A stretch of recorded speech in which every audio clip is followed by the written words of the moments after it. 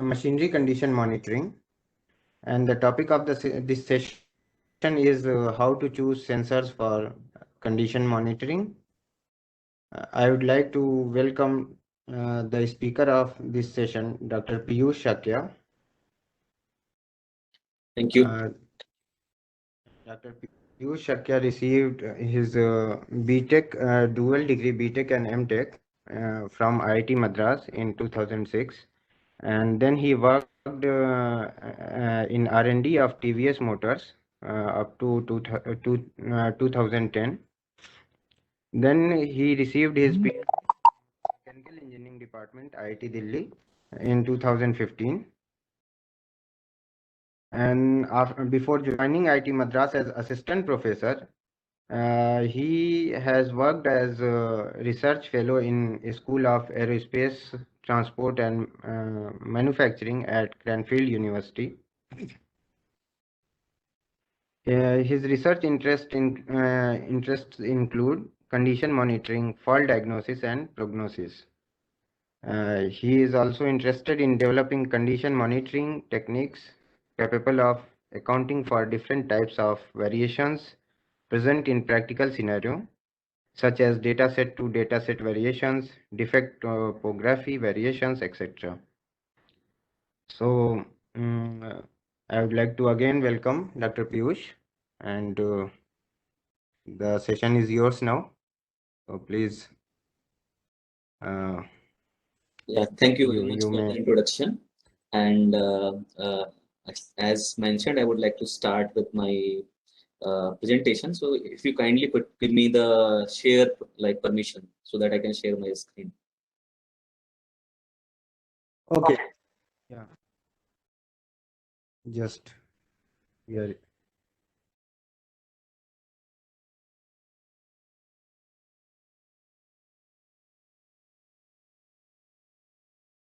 Thank you.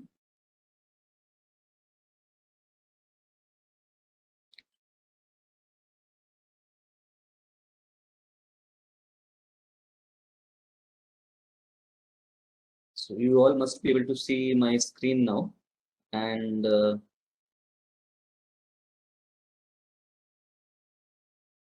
can you see the screen? Yes, sir, it's visible. Yeah. So if you can see the screen, then I will continue with the presentation over here. So the topic is how to choose sensors for condition monitoring. And I have titled it over here, sensor selection for condition monitoring. And so these are the four subtopics which I am going to take. The first one is condition monitoring. Second one is sensors. Third one is Escalometer and acoustic emission. Now over here, the idea is that if I will definitely cover up to Accelerometer, but if time permits, I will venture into acoustic emission. If time doesn't permit, I will finish with Accelerometer. That's the idea over here.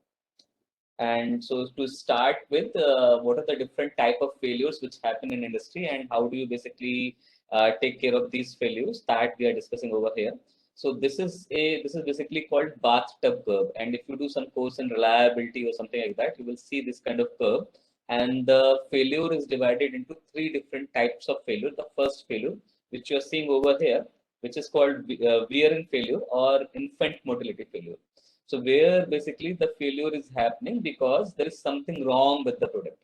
So what could be the wrong with the product? So basically it may be some bad workmanship, some quality problem, something else, or the process has not been followed properly, and therefore there is something wrong, and the machine and the component will fail within few years. And as you say, few years if the life is multiple years. For example, in case of humans, if the children who die basically less than 5 years, that they are called infant mortality. So that's the idea over here. And so it is very difficult to do condition monitoring or whatever we are doing in this particular portion, that is infant mortality or wearing failures. The other two failures are random failures and wear out failures. Now, random failures is something which basically follows the exponential distribution. As you can see over here, the hazard rate is constant. Now, exponential distribution is basically a memoryless distribution, and it means that it actually does not matter how much time the component has passed, and it is basically memoryless. It does not remember what is the age of the component.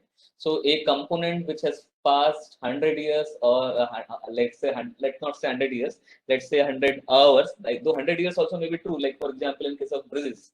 So there are bridges in India also which are more than 100 years old.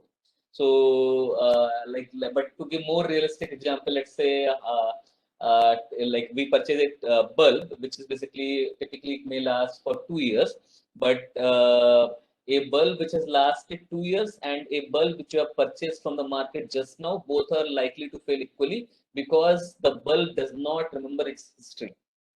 That is what is random failures. That is what is this over here, which is constant hazard rate over here. Unfortunately, that is unfortunately or fortunately, actually it is fortunately that this kind of distribution doesn't apply to mechanical component, because mechanical component have wear and tear.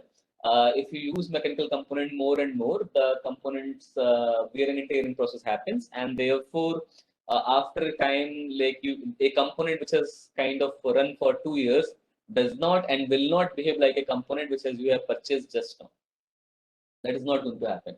So so for mechanical components, like for example bearings, gears, clutches, and any other such component for which you are finding the life and other things, it's more like age is actually like the time after the performance after age is very important. Like similar like humans, like you can't say that a person who is 60 years old and a person who is let's say 5 years old or 10 years old, they are and they both of them perform a same activity, then it is more likely that if this activity may involve death, then 60-year-old person may die than the 10 years old or 15 years old, because there is an age difference. That's the idea which I'm trying to convey over here. And I'm trying to correlate it with the human, because the way bathtub is defined, they are defined based on human life. So for example, the wear and failure, which we basically call infant mortality, that is less than 5 years in human life. Random failures are like accidents, like which has nothing to do with the age and all. So if 50 years old and 30 years old or 20 years old or 10 years old, everyone is likely to die in the similar rate if there is a car accident or something like that. While wear out failures are failures which are related to our like life diseases, like lifestyle disease and everything, like for example diabetes or other general wear and tear, like many old people, if you go and talk to them, they will say they have a lot of problem in their knees and all. That is wear and tear failures. Many people are not able to stand properly. All that is wear and tear failure. So basically, whatever we are going to do over here, in with regard to mechanical components, we are mostly focusing on wear and tear failures over here. Now, coming to types of maintenance, what are the different types of maintenance which are being applied? So there are 3 different types of maintenance. The first one is called corrective maintenance. Now, the corrective maintenance is like basically you have basically it's for non-critical systems. So what do I mean by non-critical systems? So for example, let's say there is a tailor shop, and this tailor shop has 100 tailors, and for each tailor there is one sewing machine is given. The cost of the sewing machine is 10,000 rupees. Now 100 machines are there, so 100 tailors are there, so basically I need 10 lakhs rupees for 100 tailors, and the shop is running. Now either I can hire a maintenance engineer or a person who will check the maintenance of each machine individually and correct the machine if there's a problem, or basically what I can do, I can basically or I can schedule maintenance, all those kind of things, or what I can do, I can purchase 10 swing machines extra. If I purchase 10 swing machines extra, I am spending 10,000 into 10, that is 1 lakh rupees. And whenever one machine fails, I will ask the tailor sitting on that machine to come and sit on the another machine, and I will send that machine for repair. So in corrective maintenance, I am sending the machine for repair after the machine fails. So I am taking a reactive action. I am not taking a proactive action.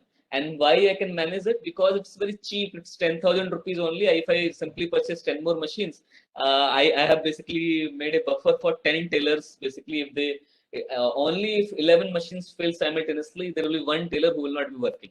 Otherwise, as machine fail, I will send them for repair and they will come back, and in that time, the other machine, the person will be working. So I don't lose much production cost and everything. That is what is corrective maintenance, and that is what is used in non-critical systems. What is preventive maintenance? Now, you may go to an industry and you may find that you have there, let's say, 10 grinding machines. Now, these grinding machines are typically very costly. Like, why I'm saying 10 grinding machines? Because many companies, they are like, let's say you go to a automotive company and they are making 10 motorcycle models. One model for a scooter, like, and let's say 2-3 models for motorcycles and 2-3 models for auto and something like that. So in those kind of circumstances, because the specifications are different for different lines, they will have multiple grinding machines, and because of the volume and all. So now suppose if one machine fails, you cannot have a spare machine which you will send the traffic of this machine failing.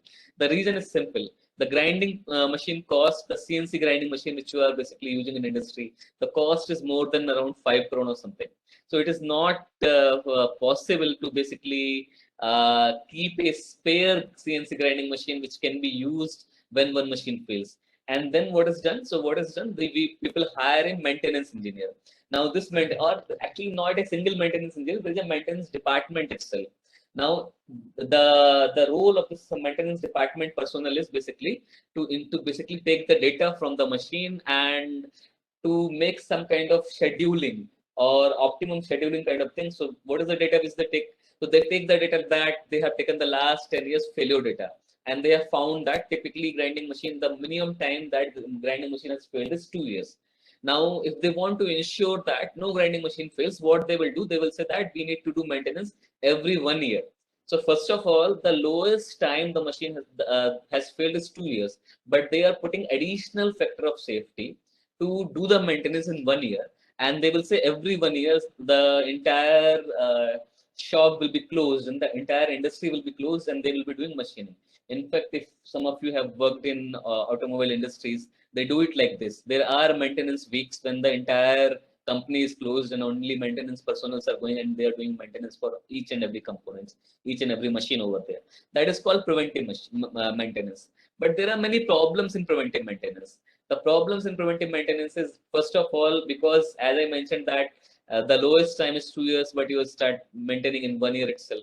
Now you may change, like for example, in preventive maintenance, you may change some spare parts. Like for example, you may change bearings, you may change some gears, because you may feel the cost of bearing is anyway 25,000 for precision bearing also. So it is better to change like every 1 year or something. But there is no guarantee that this new bearing which you have changed just now will last longer than the previous bearing which you were using. And and mostly the components which you are changing are actually new components, or they are not properly worn out. The life of the component has not been fully expected, as has been done in corrective maintenance. So preventive maintenance, the cost may be high, but if you see the industry, many Indian industries are still in corrective maintenance and in preventive maintenance. Corrective maintenance means they go for maintenance only when the machine fails. They utilize the full life of the machine and they send it for machining, or they call the vendor for maintenance when the machine fails.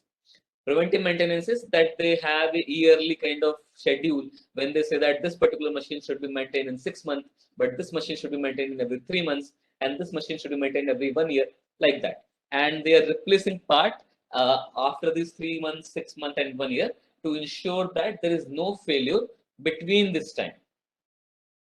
The last one is condition-based maintenance. Now, the condition-based maintenance is gaining more currency. So, in condition-based maintenance, what is happening? That you're basically saying that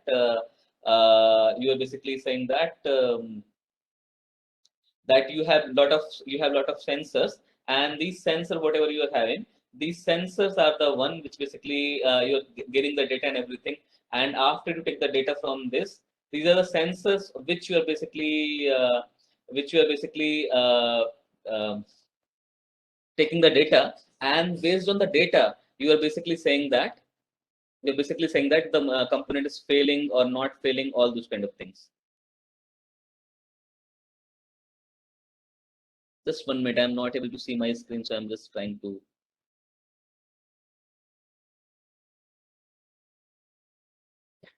Yeah, so that is condition-based maintenance. Now we are talking about condition-based maintenance over here.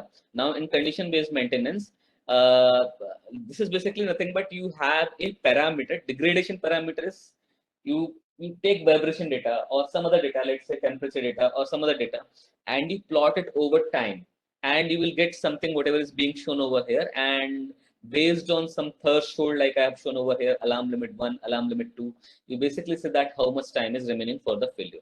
Now, one important point before I go any further.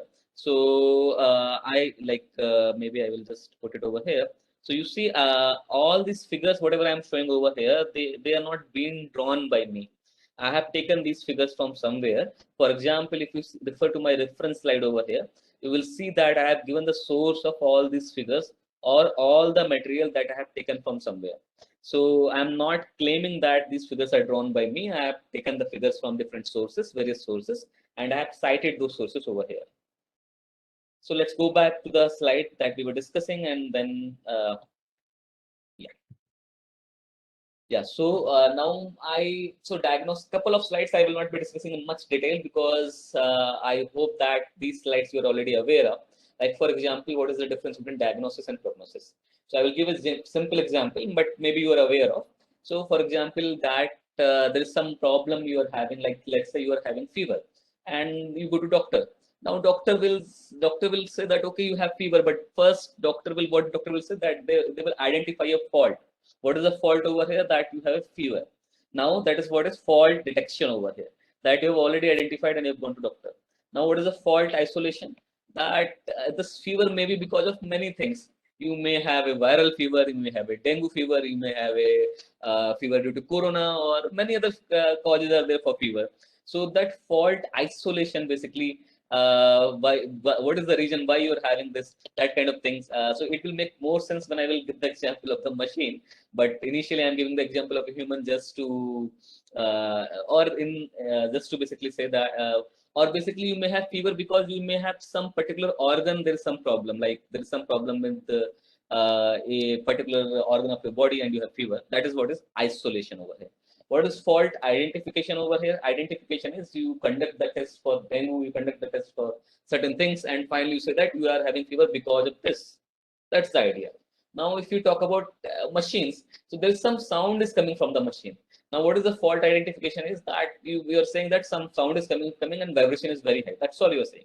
Now, for isolation, you have to put your sensors on different kind of components. You will put a sensor on bearing. Maybe then you will replace the sensor on gear, and maybe on clutches or some other parts of the bearing, and or some other parts of the machine. And then you will say, okay, this sound is coming from the bearings. So now initially fault identification was that sound is coming. What is fault isolation? That you have identified the fault is coming because there is a problem in the bearing. The sound is coming because there is a problem in the bearing. Now what is fault identification? Now bearing itself has number of components, like there is a inner race, there is a outer race, there is balls and all those kind of things. Now the problem may be because there is a problem in the balls of the bearing, or there may be a problem in the inner race of the bearing, or there may be a problem in the outer race of the bearing or case of the bearing. That is fault identification. Now, what is remaining useful life prediction? That remaining useful life prediction is that you basically take the data and everything, and you say that because now there is some sound and vibration is coming from the bearing, I kind of predict that this bearing will fail in 100 hours. That is remaining useful life prediction. You are saying 100 hours it will last. Now, see, whatever we are doing in field, that is not deterministic, that is probabilistic. What is deterministic? What is probabilistic? So deterministic is if I multiply 20 into 20, I will get 400. If you multiply 20 into 20, you will get 400. It doesn't matter who multiplies 20 into 20, all of us will get 400. And it doesn't matter how many times I multiply. I may multiply 20 into 20 100 times, but all 100 times I will get 400. What is probabilistic? Probabilistic is if I, in simple words, if I take a dice and if I roll it, sometime I will get 6, sometime I'll get 1, sometime I'll get 2. Every time I repeat the experiment, I will get a different outcome. That is probabilistic. So this life prediction is basically probabilistic because we don't know how the process is going to turn in future. So the idea is it may turn in different ways, and therefore you may have Your 100 hours is not a fixed number. If you repeat your process of prediction once again, you may say that the bearing will last 105 hours. If you repeat it again, you may say that it lasts 110 hours. So it makes more sense to give a range than giving a number. So it makes more sense to say that I am 95% confidence that bearing will fail within 105 to 110 hours, rather than saying that it will fail in 100 hours. And the second one, whatever I'm saying, is confidence interval estimation. So that these are the concepts which basically comes in reliability and statistics and all. But I'm just telling you over here so that you somehow can relate if you come across those concepts sometime later. Now this slide is basically for later. So because I'm going to give the slides over here, so you can read the slides. What is condition monitoring? I'm sure you guys have idea because this entire course itself is on machinery condition monitoring and all. So you must be definitely knowing the definition. So I will just leave the slide. Now, what is the role of sensors in condition monitoring? So you have multiple sensors which can be used in condition monitoring. For example, you may have vibration sensor, or you may have, okay, let's see over here itself. There is this person. There's only one component. The component is fan motor. But for this fan motor, this person is taking motor current. This person is taking lubrication oil. This person is measuring temperature. And this person is monitoring the performance, and this person is basically measuring the pressure over here, and this person is measuring something else. This over here is temperature measurement or something like that, and this over here is vibration measurement. You have some vibration sensor over here. That is Escalometer. So you can see there are a number of parameters, or these are the parameters which I mentioned earlier as degradation parameters. So these are the degradation parameters which can be monitored or which can be tracked over a period of time to find out the health of the component. So that is the idea over here. So a variety of condition monitoring technologies may be used over here. So that's the idea. You can either go by vibration, or you can go by temperature, or by pressure, or by lubrication oil assessment, or by motor current assessment. That these are the different ways which you can do. Now, same over here. There are a couple of the slides also for later. I have put it over here, but you can read it later, because this is again very basic slides. What are the things which you should monitor for different sensors? That's the gist of the slide over here. So again, what are the multiple types of sensors which are more kind of preferred sensors? So for example, for bearings and gears, accelerometers are most preferred. For rotor speed, if you want to find out the speed of the motor or rotor or something like that, the tachometer is more preferred. Tachometer, maybe laser tachometer or vibrometer, something like that is more preferred. Now, for dynamic pressure, what is more preferred is basically is manometer, that is pressure measurement and all. Now, for displacement, you may have proximity pickup. There is something called proximity pickup that is more preferred. Now, for electrical power, there is something called clamp meter. What is clamp meter? So you are seeing this gap between this, no? So all the electrical cables should pass through it, and it measures the current that is basically passing through it. That is called clamp meter. For temperature, thermocouples are used. So these are the names of different sensors which are basically measuring these quantities. And as I mentioned, that for different kind of measurements, different kind of sensors are more preferred. Over here, we are going to focus only on two sensors. One is accelerometer, and second one is acoustic emission. What is the reason for focusing on these two sensors?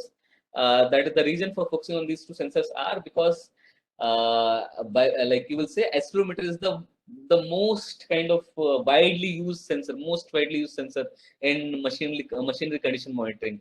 And second is it's very cheap. The cost of accelerometer is somewhere around 50,000 or something, and if you use some kind of DAC card and everything, then also the cost will be somewhere around 2.5 lakh, 3 lakh with the DAC card and everything. And while the other sensors, for example, if in comparison, if you go for acoustic emission sensors, you will find that the cost is minimum 10 lakhs. That is for one sensor or two sensors, and that too, there are not many suppliers for this acoustic emission sensors and all. While accelerometers, because it has been used very largely for a number of years, you find there are a number of suppliers, and you have a lot of options to choose from.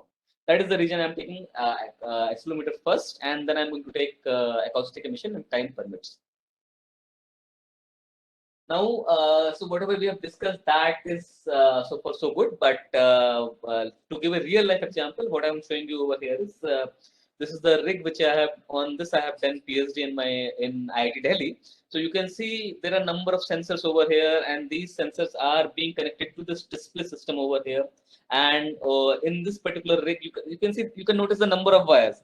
So not to go in much detail, but you can see number of wires over here. There are so many sensors which you can obviously notice over here. So there were 5 sensors which we used over here. One was accelerometer, second was acoustic emission sensor. So you see, for acoustic emission sensor, I have a different display system over here, and this one is for accelerometer and all.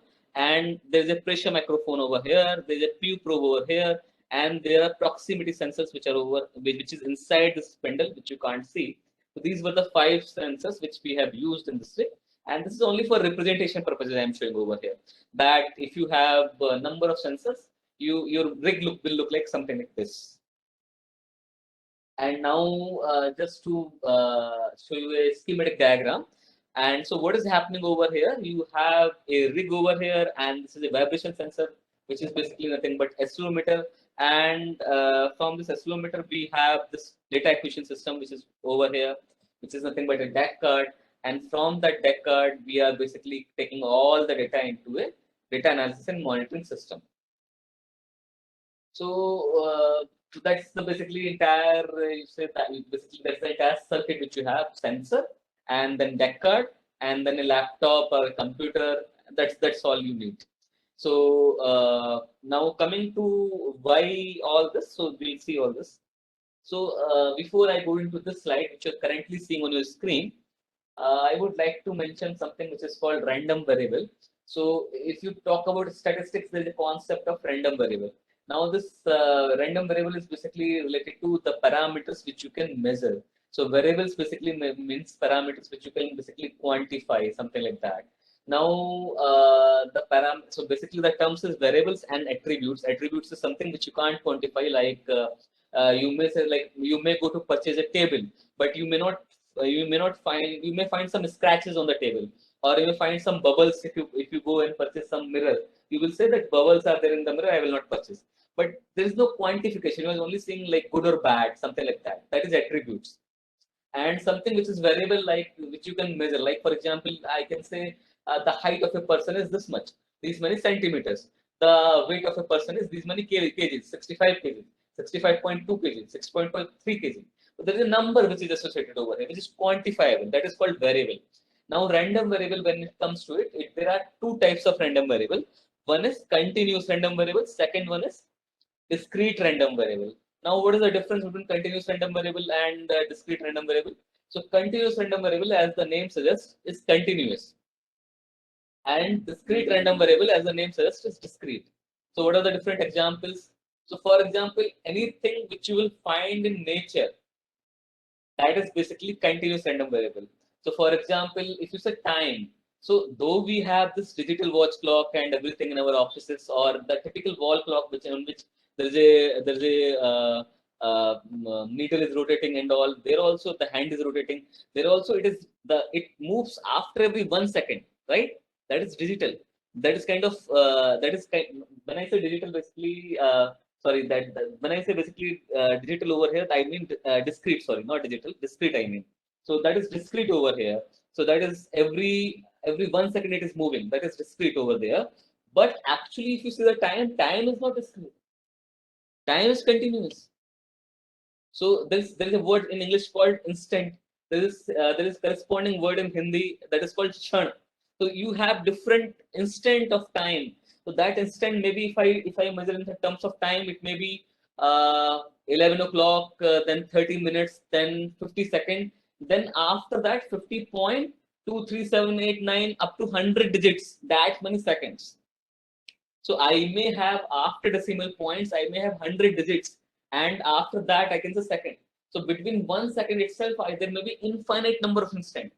That is very important to note over here. What I'm saying, that between 1 second itself, like in a 1 second itself, I may have infinite number of instants, and therefore it is not possible to measure at all time. So if I'm measuring and there are infinite instants, first of all, there is a resolution problem.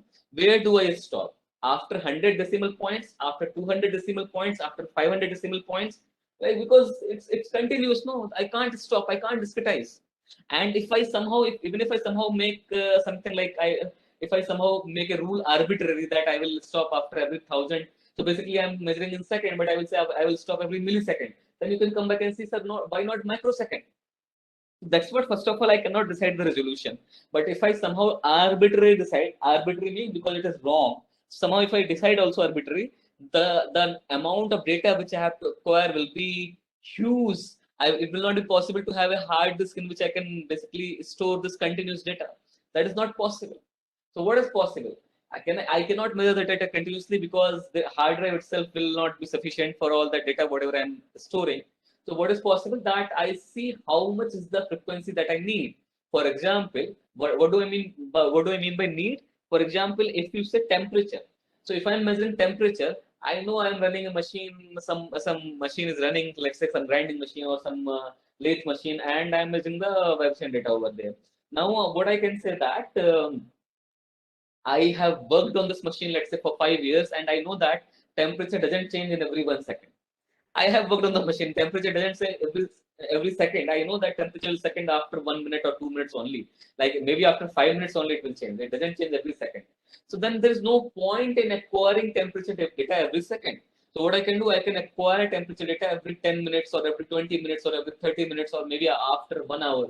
Every 1 hour I can acquire temperature data and I can keep my sampling frequency. What is my sampling frequency? So sampling frequency is the frequency at which I am sampling. So you see over here, so this is one data point I have taken over here. One data point I have taken over here. This second data point I have taken over here. This third data point I have taken over here. That is on time axis I am drawing it. I am drawing it on time axis. This fourth data point I have taken over here. So that is what this will basically define my sampling frequency. Now what is my sampling frequency?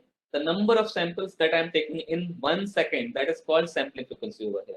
So if I'm taking 100 samples in 1 second, that is 100 hertz. If I'm taking 200 samples per second, that is 200 hertz. So that's the idea over here. So the number of samples that I'm taking in 1 second, that is sampling frequency. But right now, I'm not defining the sampling. So I'm not defining Nyquist criteria right now. I will define that after 2-3 slides. That's what I meant to say over here. After 2-3 slides, I will define that. But over here, I'm only defining the need. So as temperature is something which does not change very frequently, and the temperature changes. See, I'm not also not very bothered about let's say 0.3 degree centigrade change or 0.5 degree centigrade change. Like I can say 10 degree and 11 degree, 1 degree centigrade is sufficient for me. So maybe like 2 degree. So basically, I'm not worried about 0.5 degree centigrade or 0.3 degree centigrade and all. That's all. So that is basically that will decide my sampling frequency. If I'm not worried about 0 degree centigrade, 0.4 degree centigrade, I can take temperature data every half an hour, something like that. Now coming to vibration. Now vibration is more kind of sensitive. And so what people do over here, again, because I cannot take the values every continuously. What people do, they take data every 1 hour or 2 hours, but they take data for 1 minute or 2 minutes in an instant. Like after every 1 hour I'm taking, but whenever I take data, I take it for 1 minute or 2 minutes. So I have a band of data. I have a band of data. Now in temperature, it may not be in data. It may be only a single value. It may only say 10 degrees centigrade. That's all. In temperature, I may only say 10 degrees centigrade or 20 degrees centigrade. That's all, only one number. But in vibration, what I'm doing, I'm acquiring the data. I'm acquiring the entire series which you're seeing over here, something like this, and that I'm acquiring for 10 seconds or 1 minute after every 1 hour or something like that.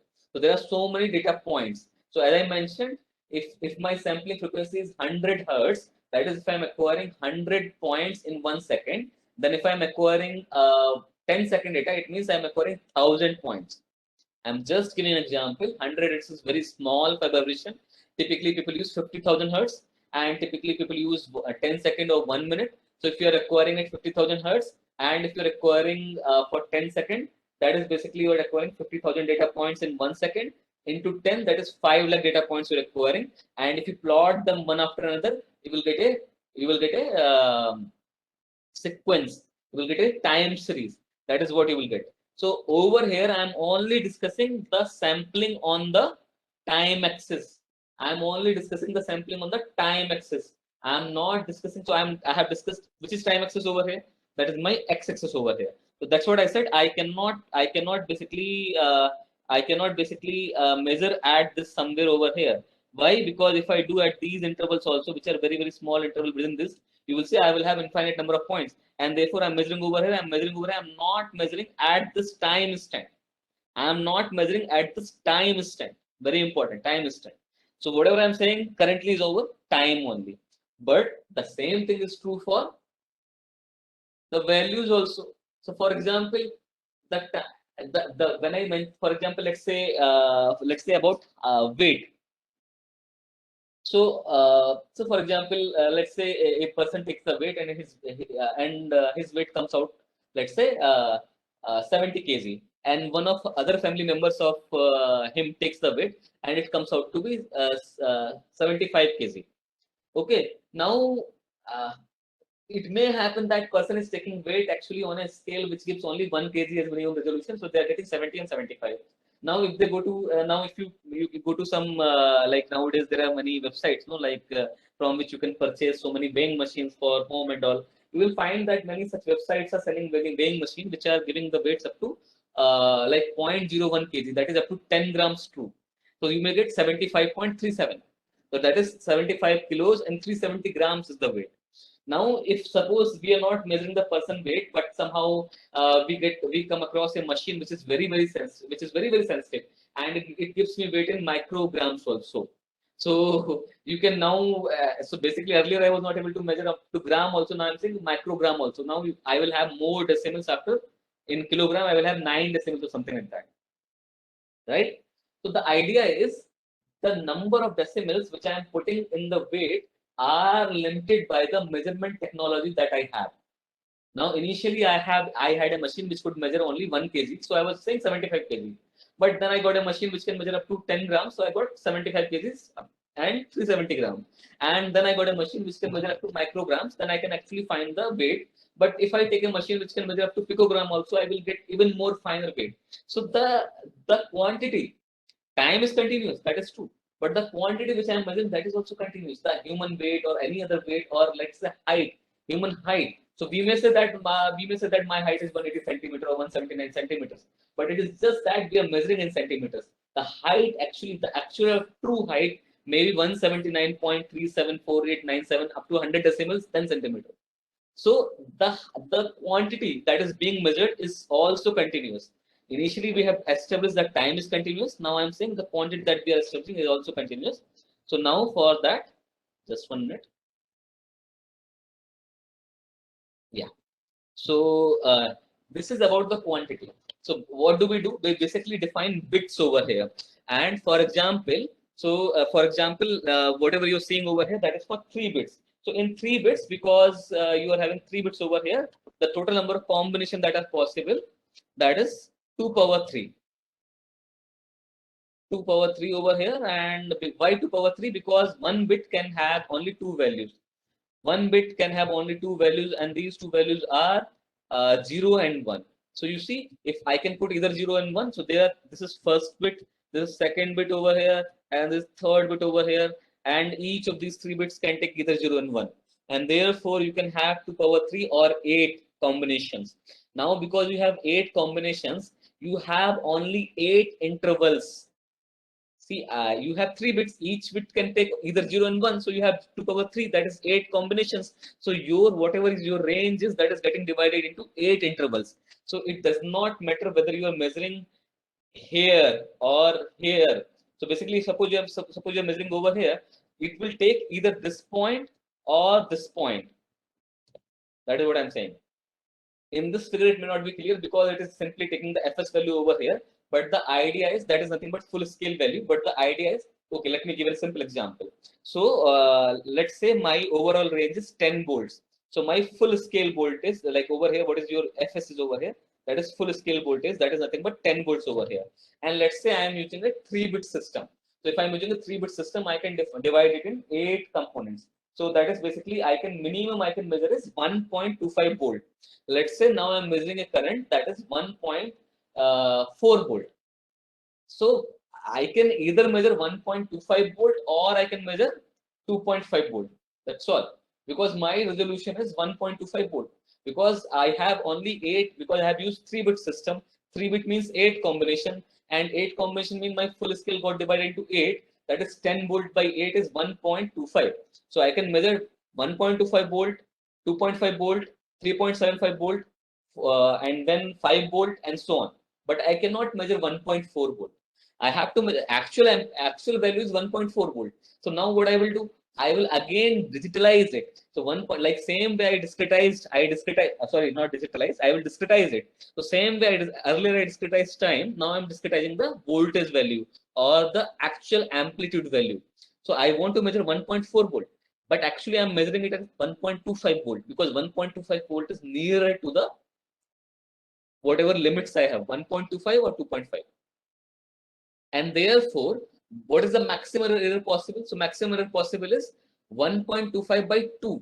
Because suppose if I have something which is 1.25 plus 1.25 by 2, that is 1.875 or something like that. So 1.875 I can either take as 1.25 or 2.5. So maximum error is 1.875 minus 1.25, that is 0.625. That is nothing but uh, 1.5 of least significant bit. That is what we are saying over here. So the example whatever I gave you, that was for 3 bits. Now if I go for higher number of bits, let's say 10 bits or 20 bits, how do I capture? So I have to simply use this formula where I am writing 2 power n. Whatever example I gave you earlier, there 2 power n was 8 because n was 3. 3 was number of bits. We said 3 of number of bits, and therefore 2 power n was 2 power 3, that is 8. And therefore least significant bit was voltage difference divided by 8 over here. That's what you're seeing over here, 7 by 8, 3 by 4. 6 by 8 is nothing but 3 by 4, and that is what you're seeing over here. Now if you go for higher number of bits, you will get all this will change.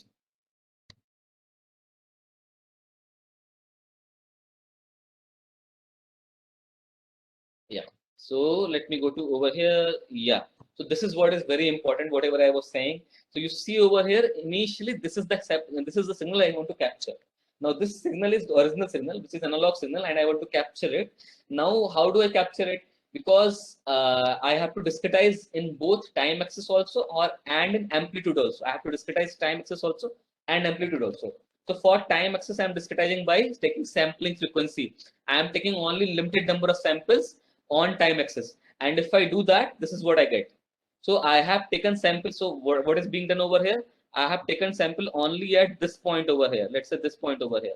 Okay, 1 minute.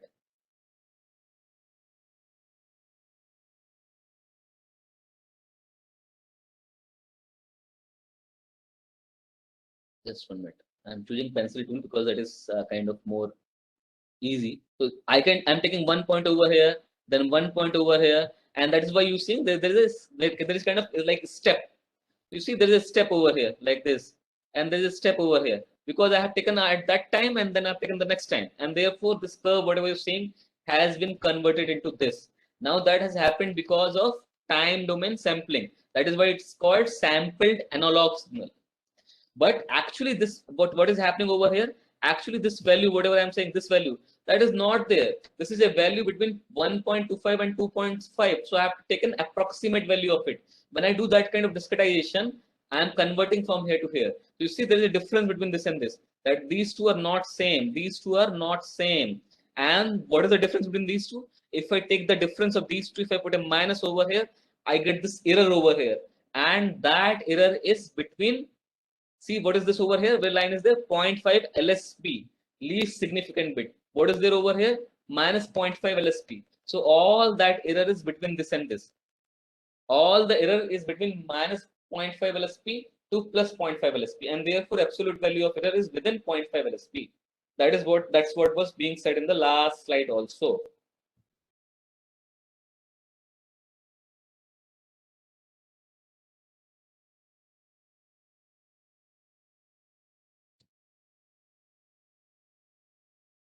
Just 1 minute.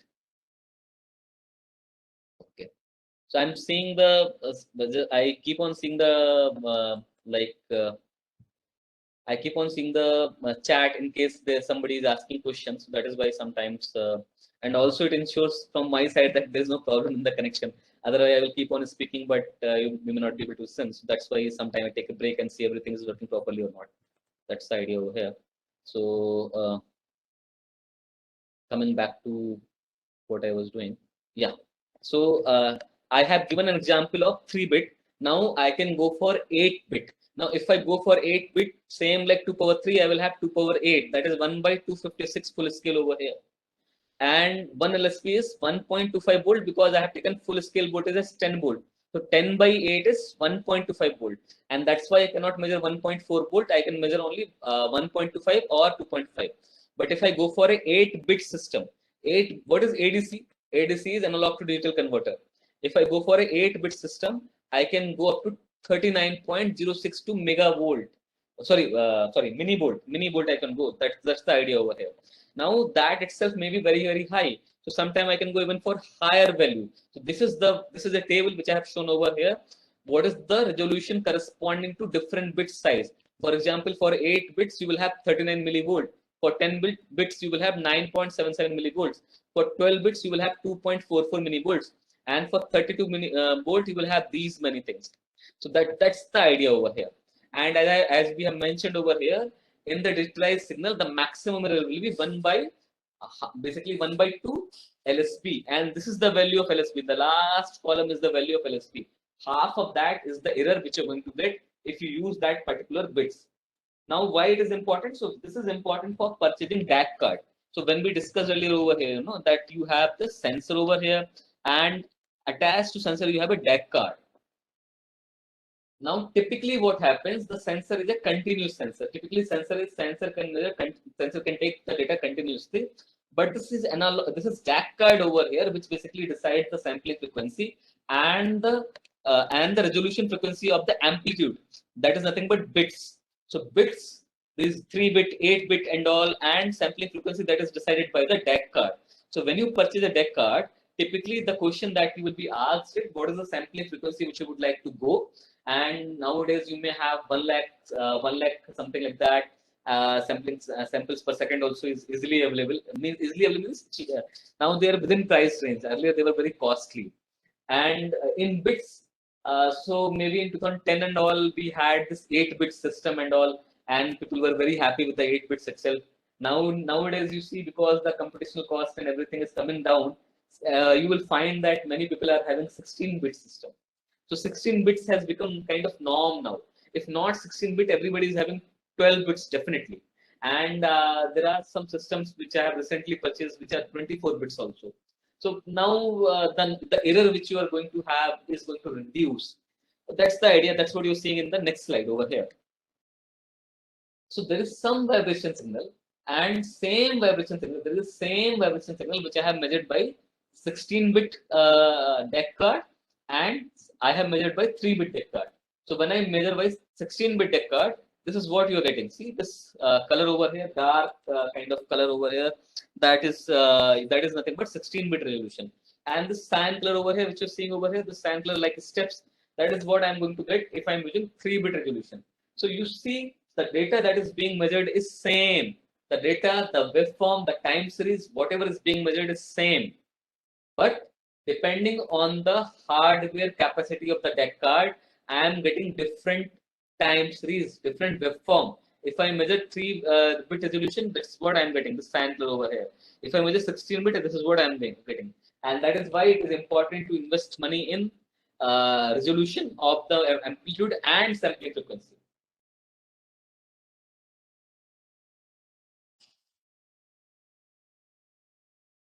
So I hope that is clear.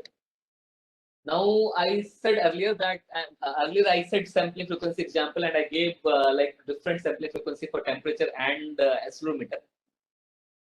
That is the example which I gave. But a very important point which I left over there, that is called Nyquist sampling theorem, which I have left for this particular slide. And what is that? So sampling frequency has something to do with the highest frequency that we want to capture. Like for example, let's say I have a machine. Now this machine is running at, let's say, 20 hertz, and I am interested in unbalanced. So that's all. I am not interested in anything else. I'm interested in unbalanced.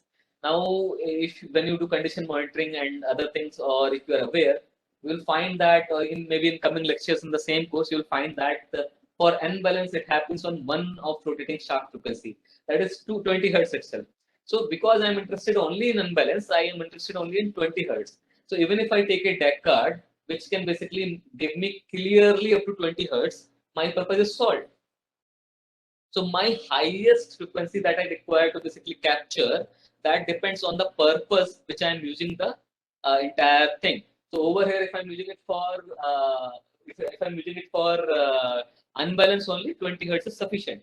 Now let's say same machine, but I'm looking for some gears problem.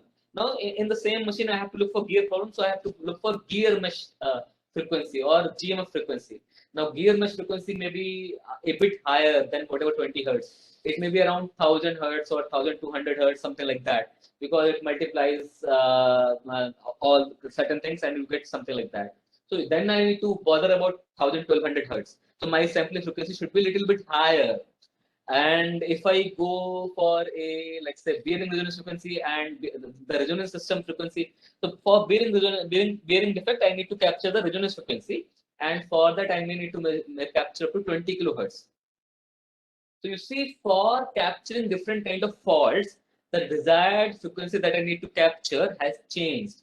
For example, in the same machine, I could have, I could have, it would have been okay for me to capture only 20 hertz for unbalance, to capture up to 1200 hertz for gear defect, to capture up to 20 kilohertz for bearing defect. So my desired frequency is changing. Now, this is what Nyquist sampling theorem says. So Nyquist sampling theorem says that the sampling frequency should be half of the desired frequency. So should be twice of the highest frequency that is required. So if I am basically measuring up to 20 hertz, my sampling frequency should be 40 hertz. And if I am measuring up to 100 hertz, my sampling frequency minimum should be 200 hertz. And higher the better. Higher sampling is the better. Now, what is that? How do I explain that? Why this twice factor is coming over here? What is the purpose of this twice over here? That I am going to show you in the next slide. So you see over here, this is a component which is basically sampled at. So this is basically, this component frequency is f hertz. So f hertz means some f is some 20 or 40 some value of f. F is some variable over here, which I am saying f hertz. So that is basically f hertz. Now I am saying sampled at f. What do you mean by sampled at f? Sampled at f means I am taking 1 point. Sampled at f means I am taking 1 point in one cycle. So this is my cycle starts from here. My cycle ends over here. This is one cycle. So from here to here, it is one cycle. In this, because I am sampling only once in a cycle, only then I will get f hertz. So that's what sampled at hertz at f means. So I am sampling over here, then I am sampling over here, then I am sampling over here. So if I join this, I will get a straight line. So I want to capture the sinusoidal signal.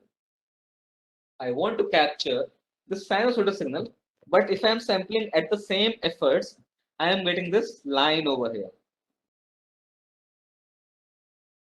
So you can keep f is equal to 20. So basically, in 1 second, you have 20 such cycles. In one cycle, you're capturing only once, because you captured. So you have captured 1 over here, this is 2 over here, and this is 3 over here. Now, if you join them, this 1, 2, and 3, are you getting sinusoidal over here? Are you able to guess that this was sinusoidal? You have no hint that it is sinusoidal. It is a straight line. That is what I was saying when I was saying that you need to sample minimum twice.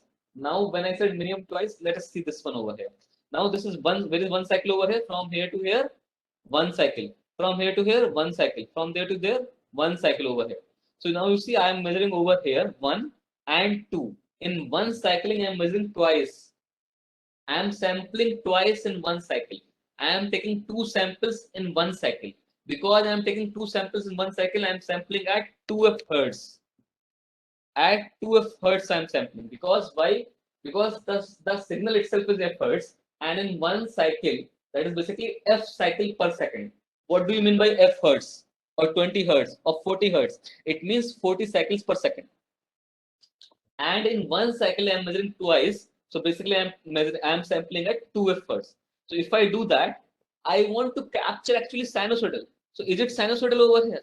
What are you capturing over here? Is it sinusoidal? You can clearly say that it is not sinusoidal. It is something which is a triangular shape over here. So it may be close to sinusoidal, but it is not the shape which we are intended over here. And 4f by 3 is less than 2f. So you can see you are not capturing anything. So how do I capture the correct frequency? 2f is not sufficient. You can clearly see over here, 2f is not sufficient. I want to capture sinusoidal, but I'm capturing this triangular wave over here. Triangular wave is not what I want to capture. I want to capture sinusoidal over here. So 2f is not sufficient. So how do I proceed? And that is what I was saying in the last slide, that Nyquist criteria says that minimum is 2f. See over here it says minimum is twice of that.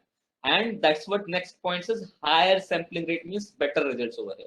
Now let's see over here. If I go for, so, okay, let me define where is one cycle over here. So you see, I'm starting from this point. I will take the same point. So this is the same point over here. I will count the points between this point and this point over here. How many points are there? 1, 2, 3, 4, 5, 6, 7, 8, 9, 10, 11, and 12. Because I'm not counting the same point once again. So you see, if I count the same thing over here, how many points did I get? I got 12 points. So what is the sampling frequency? Okay, I would like to ask anyone. Would anyone like to comment? What is the sampling frequency? You can either unmute your mic and say, or you can type in chat box. Both are okay. So whatever example I'm asking, what is the sampling frequency over there? No, 12. What is 12? If you are saying 12 hertz, that is wrong.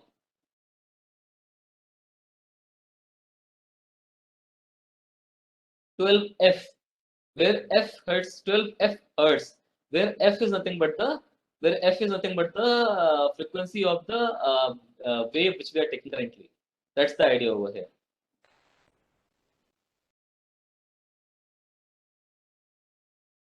Okay, let's see now this one over here.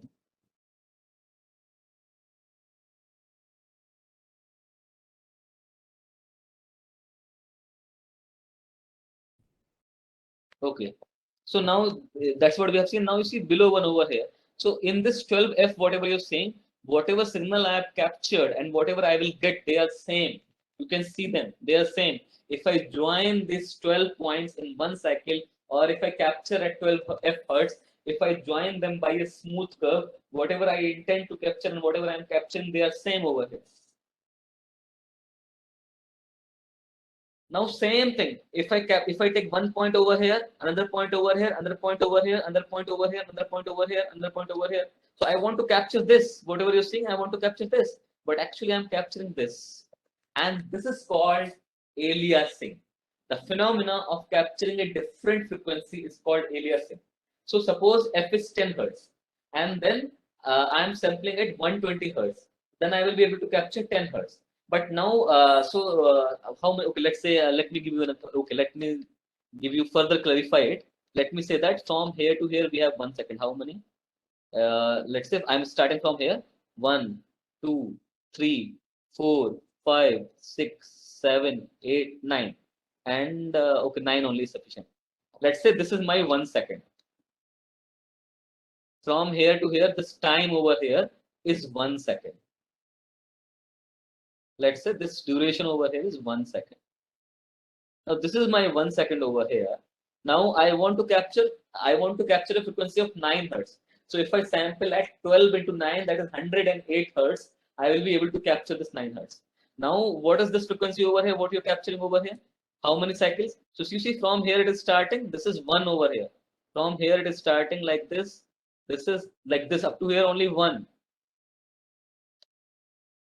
Or maybe I will start from here. So from here, if I start up to here 1 and maybe up to here 2, that's all. So I want to capture 9 hertz, but I'm capturing only 2 hertz.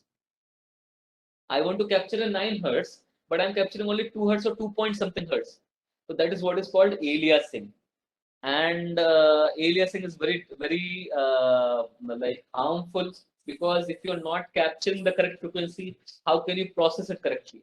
So if you want to capture 1000 hertz, but you're capturing only 50 hertz or 20 hertz, or let's say 500 hertz due to aliasing, you cannot process it correctly. Therefore, we have to sample it first, and therefore this is the reason we need to go for a higher sampling frequency. See, if we go for suppose you want to capture 1000 hertz, suppose you want to capture 1000 hertz, and later on there is a requirement which basically needs me to capture 20,000 hertz. It is prudent for me. It is better for me to use initially itself 50,000 hertz. Because if I use 50,000 hertz, I can get the data up to 25 kilohertz. That is half of the sampling frequency, and that is 25 kilohertz. What is the drawback over here? So if I measure at such high frequency, such as 50 kilohertz, I will be storing 50,000 data points in 1 second. So I will be using more storage. So the drawback over here is on the hard drive size. So basically, the hard drive that I will be needing will be more. That's all. The sensor remains same. The deck card remains same. If I choose a different sampling frequency from the same deck card, the deck card remains same. The sensor remains same. Only the hard drive size needed to be increased if I'm going for a higher sampling frequency. And that is what also in intensive, that if you're investing in a deck card, you should invest in a deck card which can actually capable of higher sampling frequency. Because suppose you purchase a deck card which sampling frequency is only up to 1000 hertz, you cannot measure frequency more than 500 hertz. That is what is more important over here. See, if you purchase a deck card for which sampling frequency maximum possible is, let's say, 20 kilohertz, then you can measure only up to 10 kilohertz from that deck card. You cannot measure more than 10 kilohertz. So if you want to measure, let's say, 25 kilohertz, you cannot use that deck card because your sampling frequency is up to 20 kilohertz only. That is what is very important. Okay, let's see next. Again, this is same example as we did earlier. Okay, yeah, here I can give whatever example I was giving earlier, because here both the points are starting and ending at the same place. So previously it was not ending, and therefore it may look slightly odd. But here you can say from here to here. So from here to here, let's say it's 1 second. This entire time over here, from here to here is 1, and this is 1 second. So what is the intended frequency that I want to capture? So I want to capture 1, 2, and 3, and 4, and 5, and 6, and 7, and 8, and 9, and 10 hertz. So I want to capture 10 hertz over here. There are 10 cycles in 1 second. There are 10 cycles in 1 second. So I want to capture 1 hertz. But what is I am capturing? I am capturing 1 is over here. Sorry. See, I can't draw a very straight line over here. So that is, I want to draw only up to here. So that is 1 is from here to here. That is 1. And this is second. So I want to capture 10 hertz, but I am capturing 2 hertz. And that is what is called aliasing. I hope the concept of aliasing is clear now. And see, same thing over here. If you take these points which you're capturing over here, over here, over here, over here, you don't know what was your input signal, whether it was red color input signal, or whether it was green color input signal, or whether it was blue color input signal. Whatever you are getting, output is same. Output is same for all these 3 input signals because of your sampling frequency. That is what another example of aliasing. Okay, so I hope this is clear. And okay, so till now I have discussed deck card. So I will the second portion which I'm going to discuss is related to sensors. So I have finished the deck card. Now I'm going to discuss the sensors. So meantime, before I go to sensor and start discussing, if any of you have any doubts in this particular portion, whatever has already been discussed, please ask. Anything you couldn't understand, you want me to go back and take a particular thing, because understanding deck card is important before we go for kind of sensors, that is Escalometer or something. You can either unmute your mic and ask, or you can type in chat box. Both are fine with me.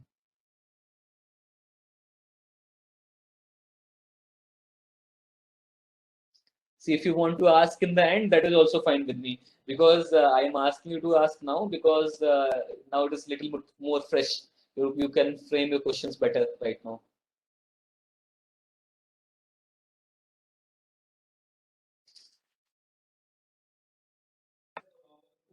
Dr. Piyush, I think there are no questions up to now. Sure. So I'll continue. yeah.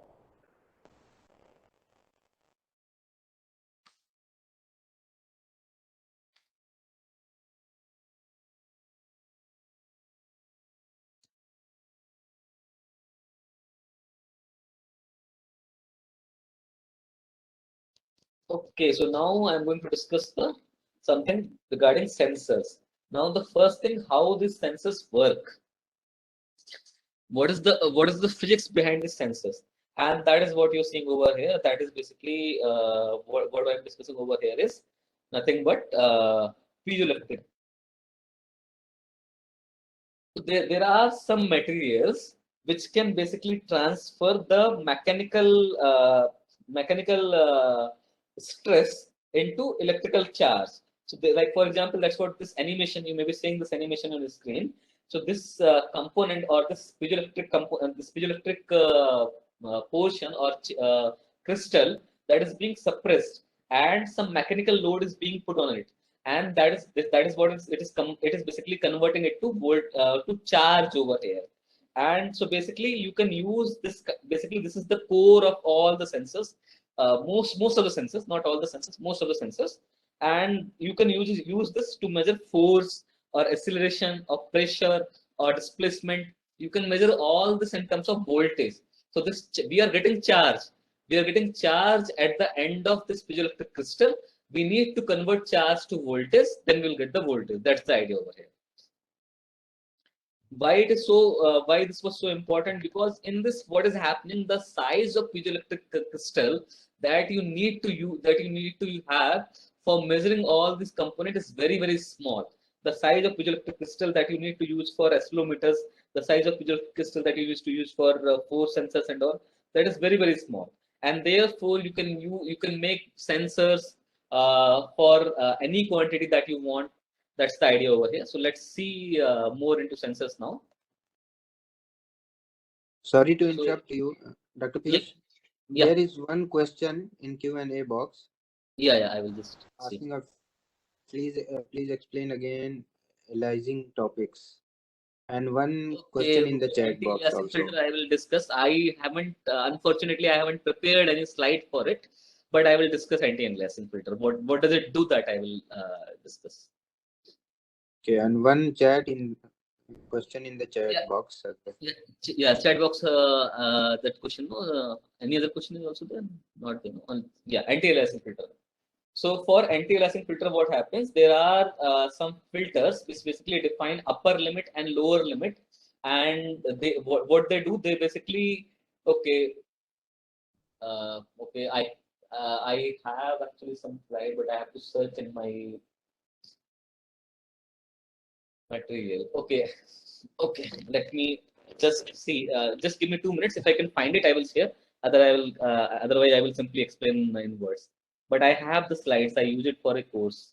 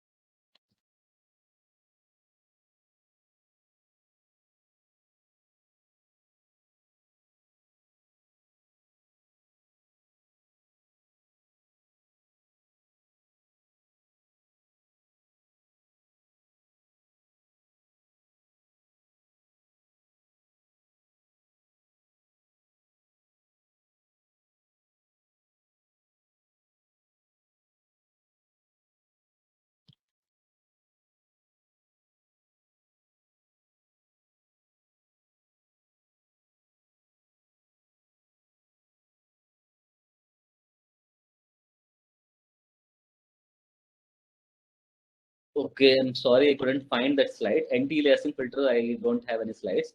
I have slides on other things like zero padding and averaging and other things. So anti-aliasing filters, actually that is a feature of the hardware or deck card. Unfortunately, I don't have any slides on that. So what does it do? It ensures that, basically it ensures that aliasing is not happening. But it doesn't mean that you can measure. So Nyquist criteria is still applicable. So with anti-aliasing filters, what may happen that if you use the anti-aliasing filters, you may ensure that like after using this Nyquist criteria, there is no aliasing, but you can't violate this Nyquist criteria. You can't say that I will use anti-aliasing filter and I can use a less sampling frequency and then I will do that. That's not possible. Anti-aliasing filter is just to make it a little better in your deck card, so that other phenomena which may happen in frequency domains and all, that is not being captured in this. That is what is anti-aliasing filter. There are many other things which are possible. For example, leakage. So leakage and other things. So for all those, this inbuilt things may help. Or geopadding and all. For this inbuilt thing may help, but they don't really help to violate Nyquist criteria. Nyquist criteria has to be followed.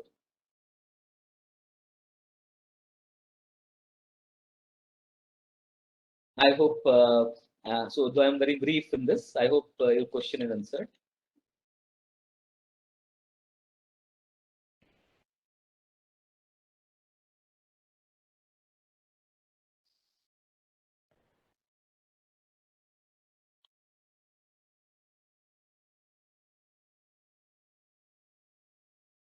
Yeah, can you see my slide now? I'm showing piezoelectric transfer. Yes, yes. Okay, then fine. So yeah.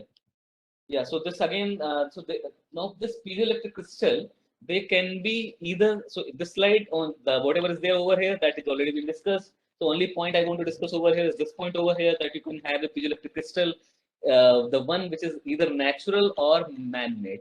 So basically the one which we use very frequently in all the sensors, that is basically this one, which is called piezoelectric crystal. The quartz is an example of natural.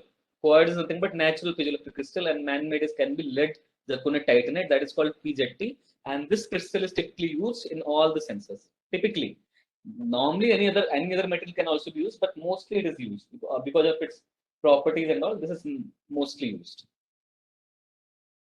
Now, again, this slides also couple of slides now, which I don't really I don't really feel to explain, but I have put those slides for the people who have done some kind of vibration course, so that they can correlate in their vibration course. So when we do vibration course, any basic vibration course you do, there will be something called support motion or support movement. And typical example which is given in the support motion and support movement is that there is a motorcycle or a vehicle, and the road is having so much of road is not very good, road is not smooth, road is like sinusoidal. Basically, road is having so many like ups and downs, and because of that, road is and on that road a motorcycle is moving, and then you have to model the vibration which is felt by the person who is riding the motorcycle.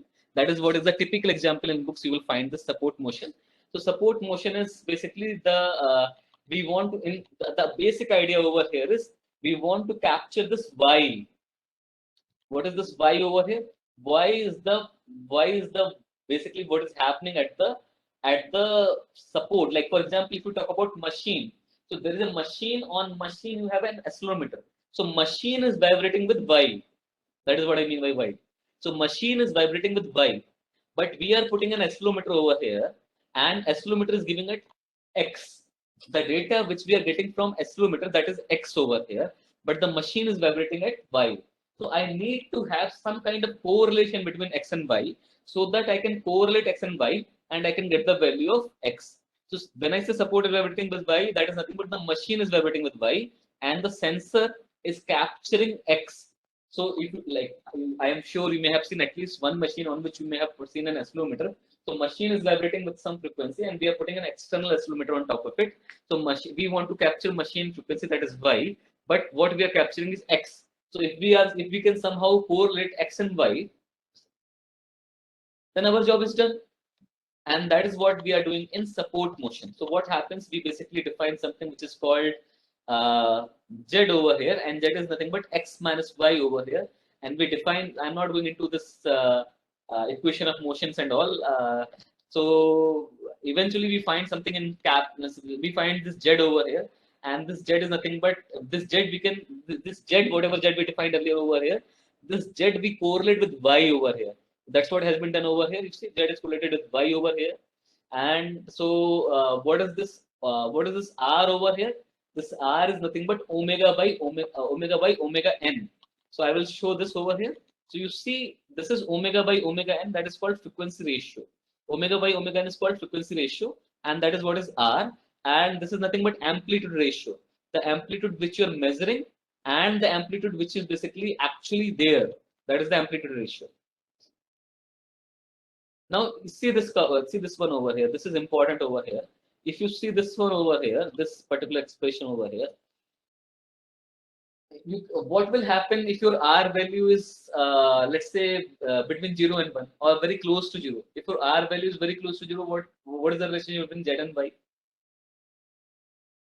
So you can see if your R value is very close to 0, if your R value is, let's say your R value is 0.1 or something like that, then you will have R square over here, but this 1 minus R square will be almost equal to 1. 1 minus R square will be almost equal to 1, and then you are basically adding something over here. So this is almost equal to 1, and then you are adding this thing. So whatever you are having in denominator, that is almost equal to 1. And therefore, if R is less than, if R is very small in comparison to 1, then your relationship between R and Y will be Z is equal to R square Y.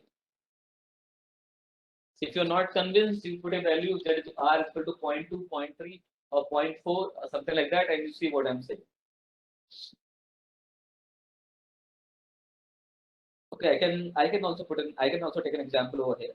So let's say I'm saying R is equal to 0.0. Let's say I'm saying R is equal to 0.1. If I'm saying R is equal to 0.1, on top I will have R square, but in bottom I will have 1 minus 0.1 whole square, that is 1 minus 0.01 or 0.99. 0.99 whole square will be 0.989 plus something over here. That will make it close to 1. That's what I'm saying. Now, if you take a second case over here, where R is very high in comparison to 1, where R is very high, that's what I'm writing, R is very high in comparison to 1. What will happen?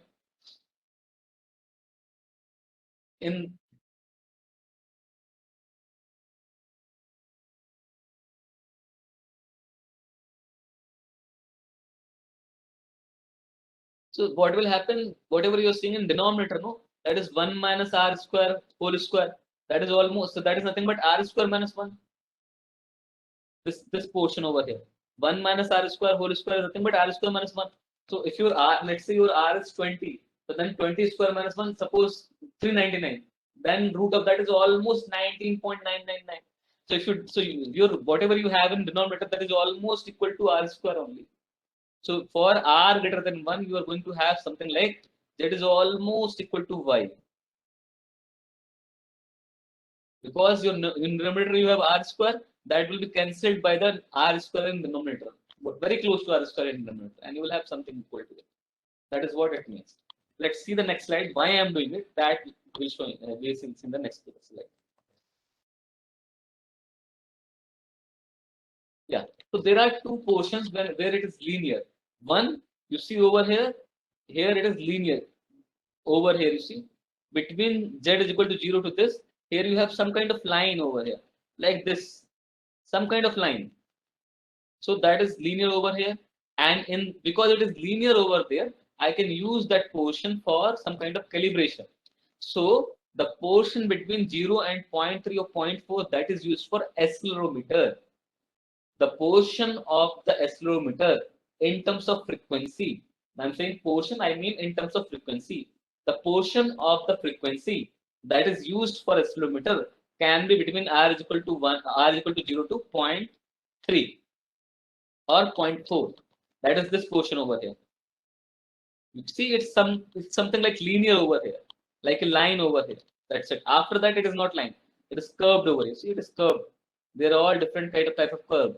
Now, between here to here only, you can say it is kind of line over here. So that is one thing. What is the second thing? Second thing you can see over here is almost constant over here.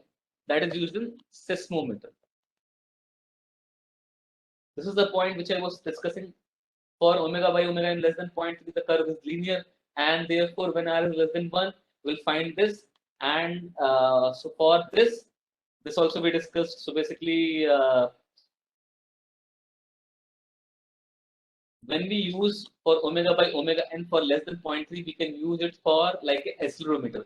Same thing if you use for this, we use it for like a seismometer. What is seismometer? Seismometer is basically nothing but an equipment which is used to measure the earthquakes and all. That is also kind of vibration. The vibration which is shaking the entire building and all, that is nothing but earthquake. That is what a seismometer is. Now we need a different kind of zone for these two. And what is that? So over here for accelerometer, I need omega by omega n should be way lesser than 1. How do I make that? For making that, what I can do, I can increase my omega n. So because I cannot decrease omega.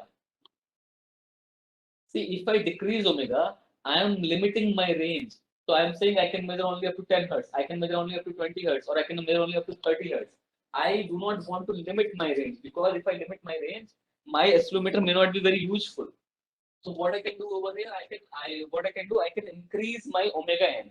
If I increase my omega n, because suppose my omega n is 50,000 hertz, then I can up to 50,000, then up to 15,000 hertz, my omega by omega n will be only 0.3.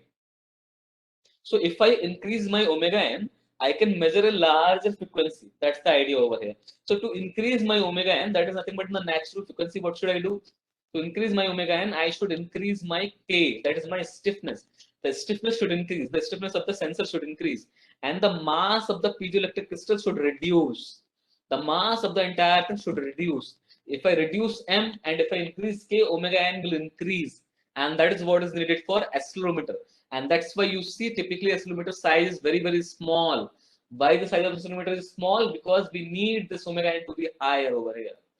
Now for seismometer, what is needed over here? I need omega n to be high. Sorry, I need omega n to be very, very small over here. Because if omega n is very, very small, only then omega by omega n will be very, very large. So for that, what I can do, I can increase my mass over here, and I can decrease my K over here. Therefore, you can search on internet seismometer. You will find many pictures and all. You will see that seismometer are bulky. They have large sizes, while accelerometer are very, very small. What is the reason behind that? That's what I have explained over here.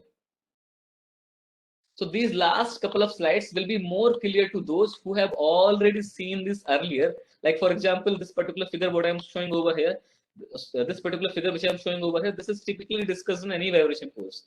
So now if you have done a vibration course, it will be more clear to you.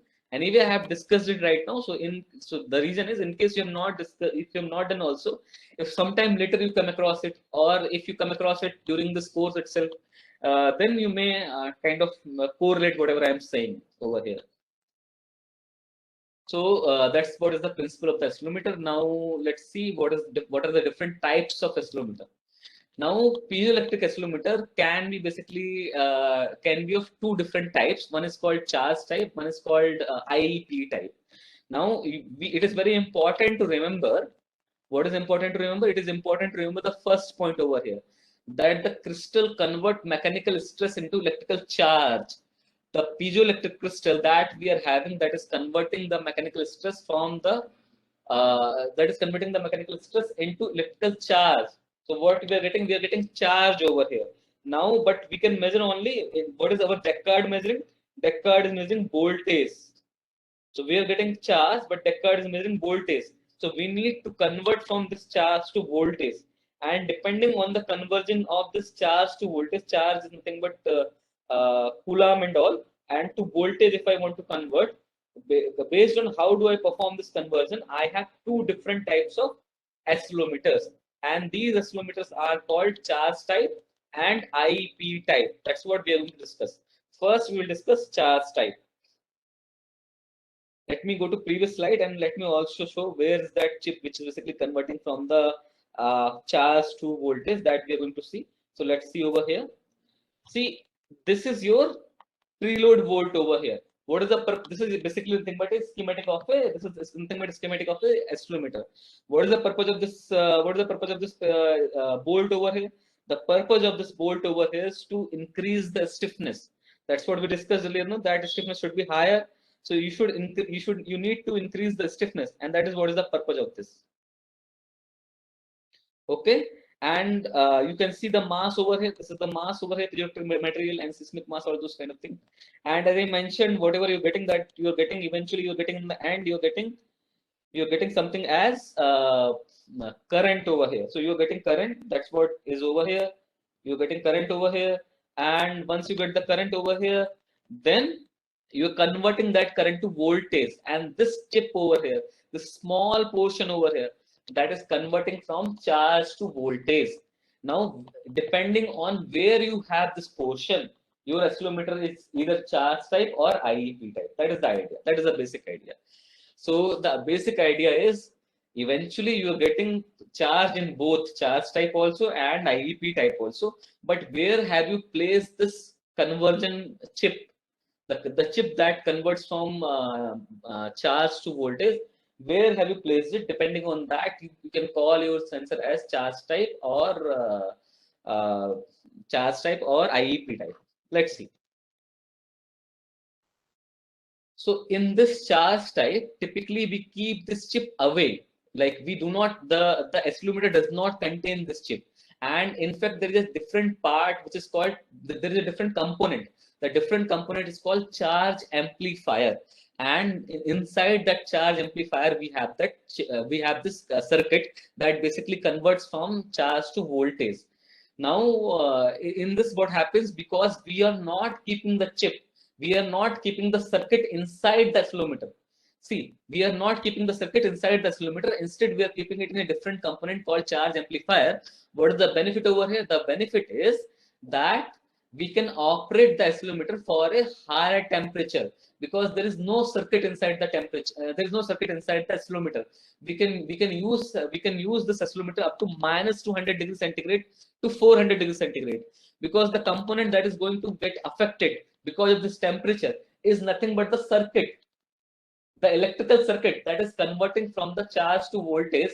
That circuit is going to affect because of temperature, and we have not kept it inside the accelerometer, and therefore accelerometer can operate in very tough temperature. That is what you're seeing over here, and we keep it inside a charge amplifier. But there's a small problem. So basically charge decays very fast.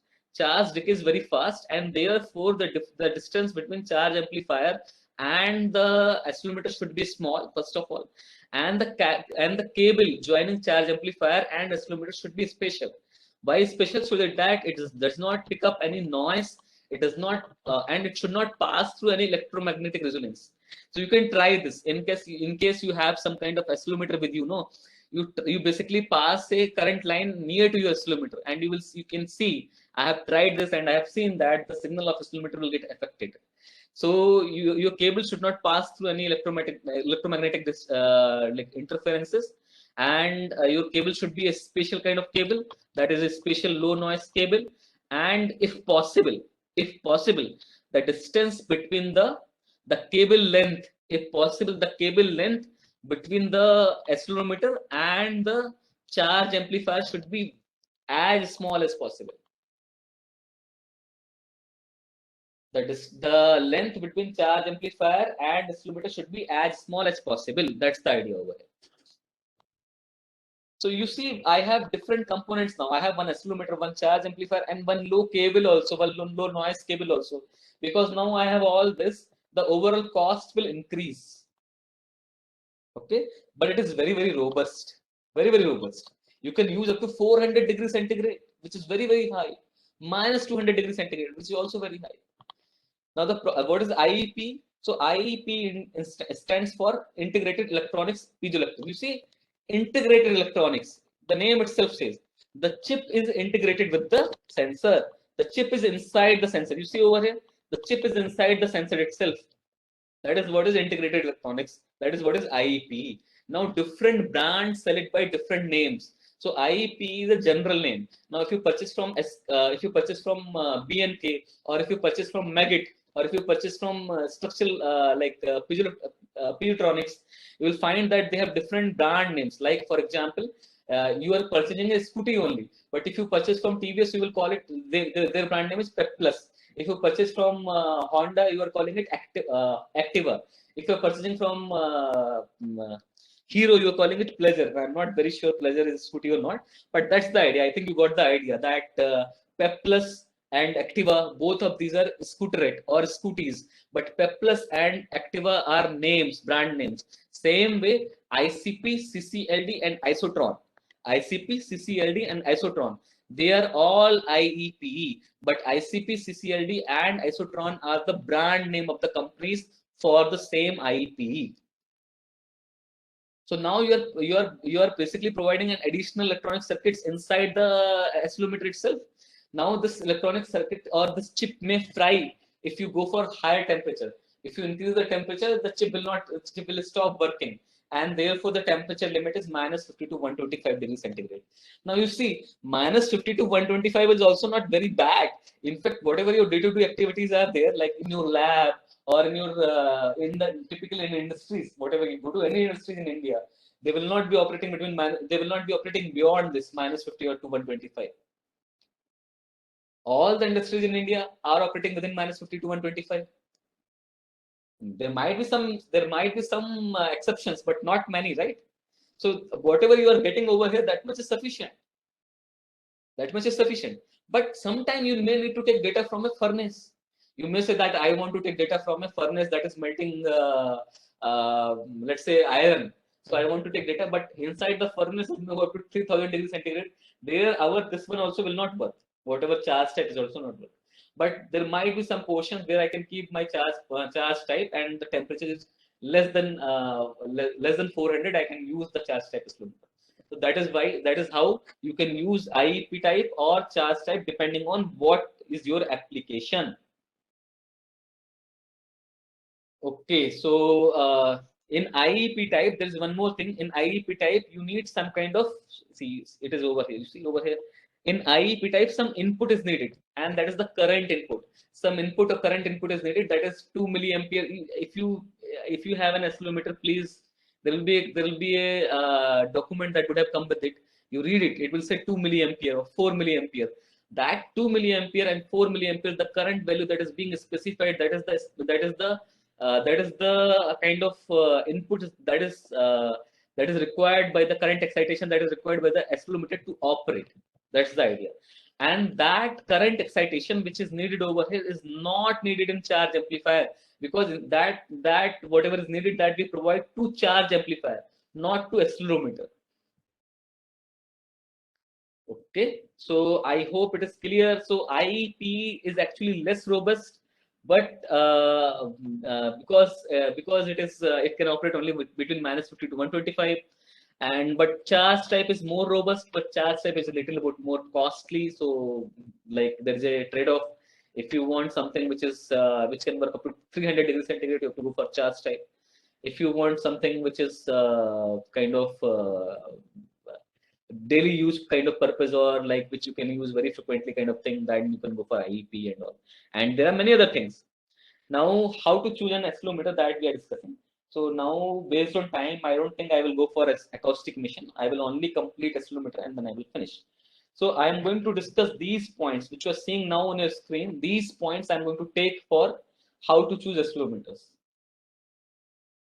Sensing element, resonance frequency, frequency response, sensitivity and resolution, transverse sensitivity, temperature range, seal, weight, and mounting. I will explain these points. The first point is sensing element. Now, this point we have already discussed. So, what is our sensing element? Our sensing element is piezoelectric crystal. And which piezoelectric crystal we are using? We are using PZT, that is lead zirconate titanate. That is what we are using. That is what is sensing element. So some, as I mentioned, some accelerometer may have a different one over here. They will write in their specification. You can see the specification of the accelerometer, and you will find that it is mentioned over here. That what is the sensing element they have used. Now, what is the resonance frequency? Now we are getting into very important points over here. What is the resonance frequency over here? So you can see. Okay. So okay. Let me first go back to the previous slide. See what is this over here? You see over here my x and y axis are not mentioned. So in this, my x axis is nothing but frequency. My x-axis is nothing but frequency. What is my y-axis? Let me go back and show you what is my y-axis. So this is same graph as this over here. This one and that one is same. Only difference is in the x-axis. X-axis over is here is nothing but frequency ratio. Here the x-axis is nothing but frequency ratio. There the x-axis is nothing but frequency. And over here, what is this over here? Here is the amplitude ratio. Y-axis is same. So what is my amplitude ratio? So what is my y-axis over here? Y-axis is nothing but amplitude ratio over here. So if I'm measuring something, what is the amplitude ratio which I'm targeting? Would anyone like to answer this? If I'm measuring something, what is the amplitude ratio which I'm targeting?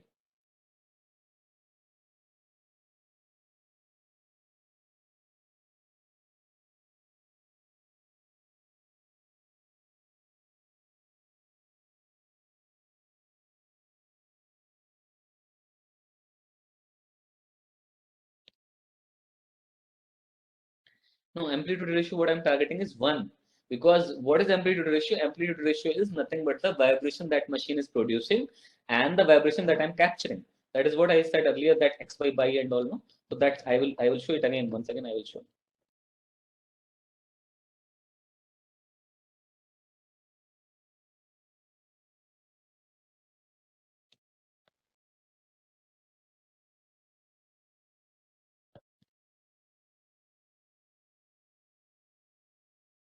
See, I mentioned over here, no, that the y is nothing but the support vibration and x is nothing but the vibration which I'm measuring. So the ratio is nothing but x divided by y. So what I want to find is 1. So what is my ideal zone over here? So my ideal zone is this one over here, from here to here. Because at this is 1. The ratio is 1 over here. This is ratio 1. This is what I'm targeting. This is my ideal over here. That is what I want to measure. But you see, how is my resonance frequency limiting it? So my resonance frequency over here is here. This is my resonance frequency. Now, if I can shift this resonance frequency to somewhere over here, if I can shift the resonance frequency, the range in which my amplitude ratio will be 1 will increase. The range in which my amplitude ratio will be 1 will increase. Okay? Therefore, resonance frequency should be higher for an accelerometer. In other words, if my resonance frequency is only up to 30 kilohertz, probably I will be keeping my you see this is not linear. I cannot measure it. Even this portion over here, whatever I am measuring and whatever I am getting, they are basically not linearly connected. This portion over here, maybe I will use pencil tool over here so that yeah, 1 minute.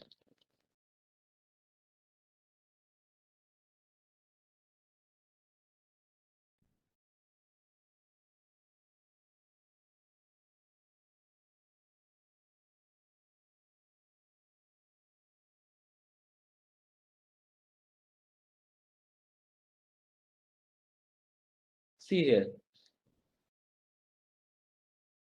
See here. So the thing is, now this is my resonance frequency over here. Now, therefore, I can measure only up to here. This is my upper limit over here, and this is my lower limit over here. Because between this only, I have this one over here. This is one only up to here only. Now, if I increase my resonance frequency, let's say I increase my resonance frequency up to here, or let's say up to here over here, then this upper limit will increase, and therefore I should go for a higher resonance frequency. So typically, you will say that typically you choose any accelerometer, they will say 36 kilohertz or something like that. But 36 kilohertz means even if you keep your resonance frequency as the natural frequency, then also you are measuring only up to 18 kilohertz. So you are using this Nyquist criteria, you're getting limited. And also you may be saying I can measure up to 18 kilohertz, but whatever you're measuring over here, that is useless because it is non-linearly correlated with your whatever you're measuring and whatever you are actually getting. That is non-linearly correlated. How will you make sense of it? You can actually, but every time you have to refer to that chart which is coming with the Escalometer, and then only you can make sense. So actually, it is possible to write a code. You see over here, this is like FRF. So if you guys have done model analysis or something like that, there is something called frequency response function. That is FRF. That is what it is. That is what frequency response curve over here for accelerometer. So if you have FRF, you can actually make sense of what have you measured and what you're getting. But it is very, very complicated. And therefore, what is done typically, we use only the portion where it is 1. So for example, if it is, suppose it is up, maybe it is 36 kilohertz over here, then whatever this portion may be up to, you are getting linear is only up to 20 kilohertz. So after 20 to 30, or let's say, let me put some example over here. Let's say it is only up to 10 kilohertz. Let's say it is only up to 10 kilohertz. So you may measure. So you may measure up to 18 kilohertz also, but that is not useful. Why? Because after between 10 to 18 anyway, it is non-linear over here. Okay, just 1 minute. So before I go ahead, I noticed that there are a couple of questions which I have got. I will just take them and okay, if we are using one question which I have got is this: if we are using FFT analyzer, then also we have to take care of this DAC card, or the setting will take care of it. See, FFT analyzer, you need to set there also, but typically this deck card are inbuilt in FFT analyzer. Sometimes this FFT analyzer, what you're talking about, like there are some in markets, you have deck card inbuilt over here, but it is good to know the settings. Why? Because the reason is, in many such FFT analyzer, the default value is not what you need. The default value may be different. So if you know the settings, you can basically choose the data according to what you prefer.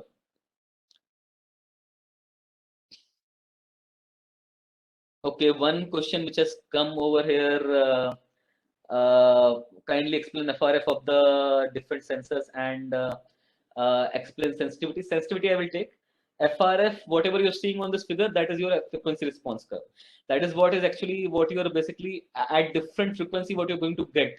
That is what is your frequency response curve over here. At what frequency, what you're going to get.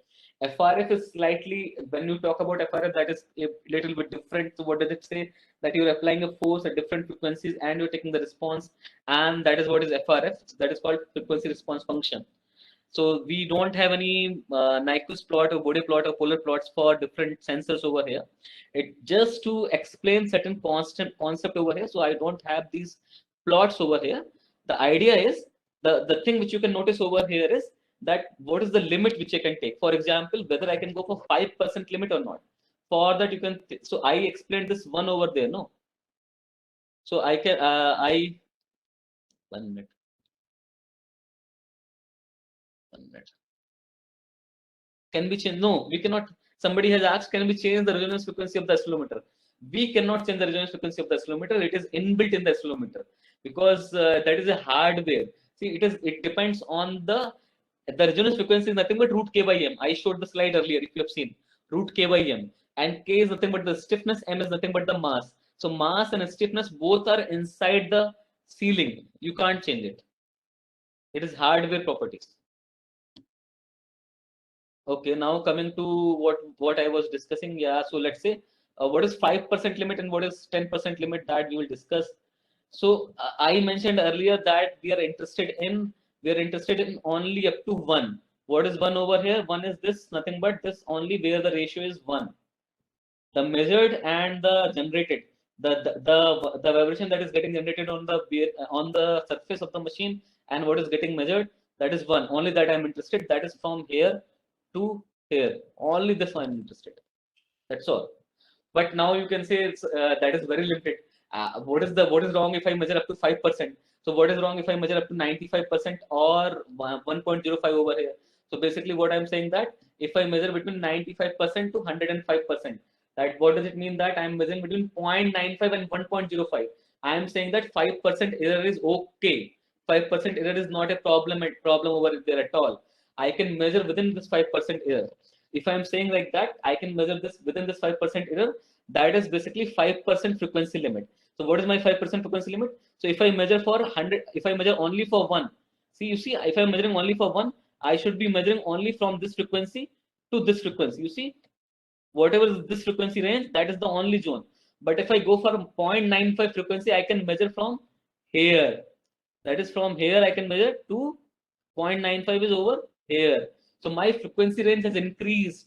typically you will get this frequency response when you purchase the accelerometer. You will get this along with the sensor, and that is what you can directly see over there. So that is what is 5% frequency limit. So 5% frequency limit is where your maximum error is within 5%. Where your maximum error is within 5%. And in this upper frequency, in this upper resonance frequency is typically close to 0.22 of resonance frequency.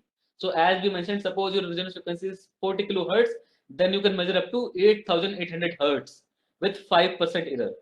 That's what it means. 5% frequency limit. Now, some of you may have guessed that if 5% is possible, then 10% is also possible. Anyway, that is there also on this graph. So same whatever I have said, same I'm seeing over here, same concept that now I am taking up to 10%. I am saying up to 10% error is fine with me. I can take up to 10%. So for 10%, my range will further increase. What will happen? I am saying up to 0.95 to 1.10, it is fine. And now you see my frequency range has increased from here to 1.10 corresponding to here I have this frequency. That is 0.54 of natural frequency. Sorry, my mistake. That is 0.3 of natural frequency. I remembered the wrong number. That is 0.3 of the natural frequency. So same example, if I was taking 40 kilohertz natural frequency, then I can measure up to 12 kilohertz with 10% error or 10% frequency limit. Now same way I can go up to 30% frequency limit. Why 30% is important? Because if you go for something which is called 1 minute. If you go for something which is called 3 dB, then you will find that this 3 dB. So I have just written the formula over here. If you find this 3 dB, you will find this 3 dB is nothing but 29.7% error. That is almost close to 30% error. This 3 dB is nothing but 29.7% error, which is almost close to 30% error. And that's what, if you see, that's what is nothing but, I will once again put the value over here. I will take the pencil tool. So you see in this, I can measure from here, that is 0.71, 29% to 0.54 of the natural frequency. So this is the curve which you get in your, so when you get a sensor, this is what you see over here. And this is what you should look for. That is what is the idea over here. I'm noticing that I have got some comment in the chat box. I will answer all of them. Just let me finish, because another 10 minutes I will finish, and then I will take all the questions which are there in this chat box. I will answer all of them. Just a couple of more minutes, I will finish. So now, what is sensitivity and resolution? So resolution is typically not there in accelerometers. Why? Because you are having deck card for resolution. You are having a deck card which is controlling the resolution of accelerometer. The discretization, we discussed it earlier, 3-bit, 8-bit, 12-bit, 16-bit, that is being done by the deck card, not by the accelerometer. And therefore, typically resolution is not there for the sensor. However, there are some sensors which are called digital output accelerometers. In that, you may have to decide this resolution also. Now, what is sensitivity? So sensitivity is because we are eventually measuring everything in terms of like meter per second square, and 9.81 meter per second square is nothing but 1G. So that is, if you're using a charge type accelerometer, it will be in millivolt per G. If you're using a charge type accelerometer, it will be PC per G, that is picocoulomb per G. And if you're using a IEP type, it will be millivolt per G. So typically, if you go for a very highly sensitive sensor, you can purchase up to, in the market, you have currently 1000 millivolt per G also. In the market, you have 1000 millivolt per G also. That is 1 volt per G also is available in market. Typically, what typically people have, that is 100 millivolt per G or 500 millivolt per G or 1000 millivolt per G is also available. But if you increase the sensitivity, of the sensor, you have to increase the piezoelectric element. You have to increase the piezoelectric element. If you increase the piezoelectric element, the size will increase. So there might be a decrease in your resonance frequency. So it's not that you can keep on increasing your, you can keep on increasing the sensitivity. To increase the sensitivity, I have to increase the size of the piezoelectric crystal, because if there is more piezoelectric crystal, only then I can have more sensitivity. If I do that, my mass will increase, and if I do that, my resonance frequency may decrease. So there are some trade-offs, okay, that you have to always keep in mind. And typically, this values, that is picocoulomb per G or millivolt per G, that are mentioned in at 60 to 80 degree temperature, at room temperature, and at 60 to 80 hertz. because they will change at each hertz. That is what is your FRF? No, it is changing at each hertz.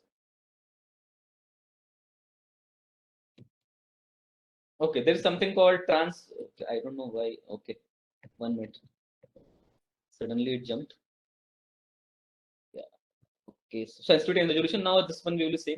Okay, so we have quickly I will finish it. So there is something called Poisson ratio, like that is Poisson's ratio. Many Indians call it Poisson's ratio, but actual terms is Poisson because the person is French. His name is Poisson. So Poisson ratio, that is nothing but if you apply load in one direction, what will happen to perpendicular direction? Same thing happens in accelerometers also. So if you're applying load if you're applying vibration in one direction, if you're applying vibration in one direction, will it get detected in directions perpendicular to it? That is what is transverse sensitivity. So for example, I have put I will give a very simple example. I have put an accelerometer for which my direction of measurement is X direction, but my machine is vibrating in Y direction. So will this vibration in Y direction get detected in X direction? Should it get detected? So ideally, it should not get detected. I should not detect even a small vibration in X direction if there is vibration in Y direction, but it will get detected. And so that is what is called transverse sensitivity. And transverse sensitivity, that is what is the figure over here. That's what you're seeing over here, figure over here. And transverse sensitivity, you can see in dV and all, that should be very, very small. It should be like typically it is mentioned in percentage. It should be less than 5%. A good sensor is the one where you have transverse sensitivity between 0 to 5%. And I am leaving the slide. You can read this by yourself. There is a ISO standard to find this transverse sensitivity, and that transverse sensitivity you can find using that ISO standards. And typically it is mentioned on 40 hertz.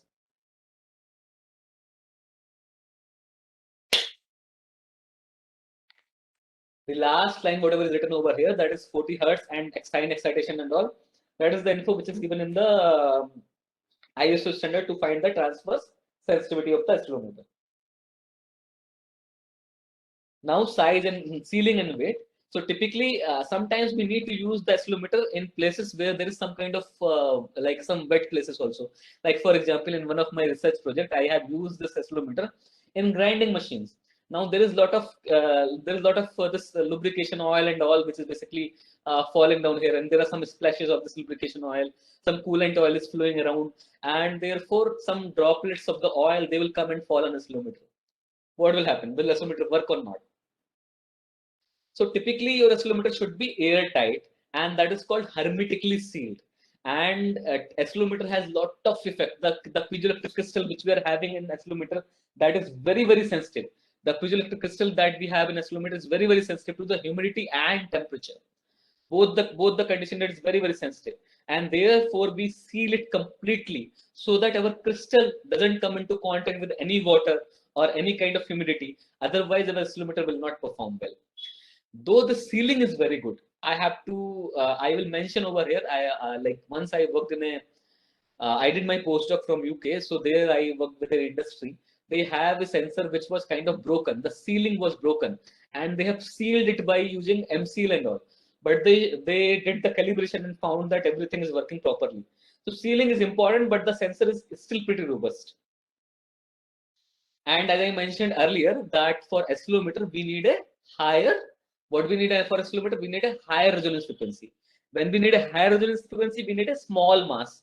And when we need a small mass, the size of accelerometer will be small only. That's what the idea is. So size of the accelerometer is typically small, less than 15 mm. Mass is less than 6 gram to 15 grams, something like that. Very small mass. And now towards the end, how do you mount the accelerometer?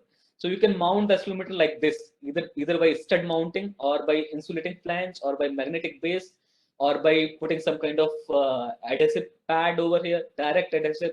That is nothing but you are directly pasting glue between the machine and accelerometer. And this is a stud which you are basically drilling hole in the surface, and you are putting a cube over here. And on that cube, you are putting 3 sensors in 3 different directions. The last one is you're holding it by hand. So what is the change if you use these different kind of methods for pasting for putting your accelerometer on surface? They will change the stiffness. If I use like this hand probe and all, my stiffness will be very, very small. If I use dual rail magnet, my stiffness will be slightly higher. If I use flat magnet, my stiffness will be slightly higher, and so on. And if I use a stud mount, my stiffness will be highest. And that is what you can see in this figure over here. Depending on, this is 6 over here. 6 is nothing but hand probe. 5 is nothing but dual rail magnet. 4 is nothing but magnet. 3 is nothing but mounting pad and all. So if you go like this, you can see as your stiffness is increasing, you can measure larger range. In 6, you can measure only up to here. In 5, you can measure up to here. In 4, you can measure up to here. So as your resonance frequency is increasing, you can basically measure a larger range. That's the idea. This is how typically stud is mounted. For mounting a stud, there is a hole inside your accelerometer, and this is the stud over here. You have to make a hole on the surface of the machine, and then you can mount this inside over here, and then you can tighten the accelerometer on top of it. Now, what's the problem over here? If you go to industry and if you ask them that you want to drill a hole in the machine, they will probably not permit you. They will say you use whatever you're saying, but don't touch my machine. In that case only you can't do this accelerometer mounting by the stud, and probably you have to go for this magnet type over here, or like adhesive mount. You paste some kind of glue over there and put the accelerometer directly. Later you can simply scratch the glue. That's all. So that is the reason you can go for flat magnet or mounting pad or adhesive mount without destroying the surface. If you use stud mount, that is the best. If you use stud mount, that is the best, but you have to drill the surface, which may be possible in the rig or may be possible in a machine which you're going to design from the start, but may not be possible for a machine which you're going to take measurement in the industry. Okay, last slide for accelerometer. So now I'm giving you a typical parameters how you will find in your which you need to specify if you want to purchase an accelerometer. These are the parameters which you need to specify. You need to specify sensitivity. That is nothing but 500 millivolt per G. What does it mean? That for 1 G, for 9.81 meter square, for 9.81 meter per second square, the voltage value should be 0.5 volt. The voltage value should be 0.5 volt.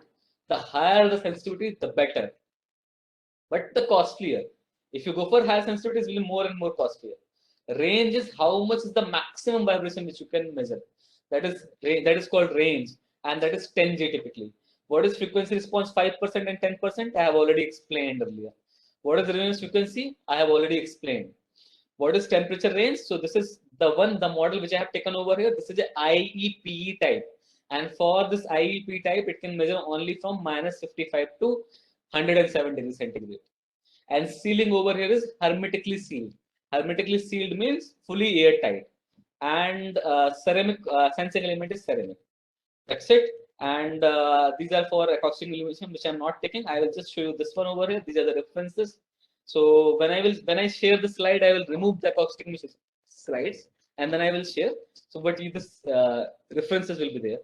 Now I have finished from my side. I am going to chat and I'm seeing what are the questions that has been asked already and I have not answered, and then I will start answering them. Please explain the cutoff frequency of the sensor. Cutoff frequency of the sensor is nothing but actually cutoff frequency comes from the resonance frequency only. Because if your resonance frequency is like your resonance frequency is kind of dictating your cutoff frequency. So cutoff frequency is nothing but like it depends on up to what you want. Like if you're saying 10% frequency here, your cutoff frequency will be different. So for example, in this slides which I have taken over here, maybe I will go back to slides.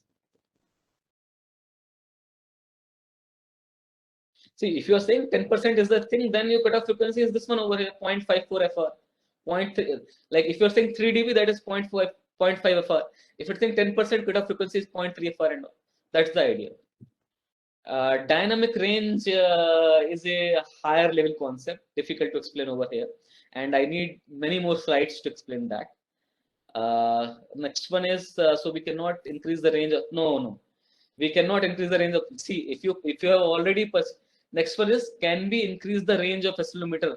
Can be, or it can be done during the design stage of accelerometer only. See, because we are not designing accelerometers, like we are only the purchase people, we are only purchasing them, right? We are not using them. We are simply purchasing them from. We are only users. So we are purchasing from other suppliers like B&K or Maggot or other like that. So once you purchase the accelerometer, you cannot change the increase the range of the accelerometer. Not possible. It's simply not possible. So when you purchase, you should tell. So that is what I want to tell you. You can see the slides, right? So when you purchase, you should decide these parameters first. What you're seeing on the slide, these parameters you should decide first.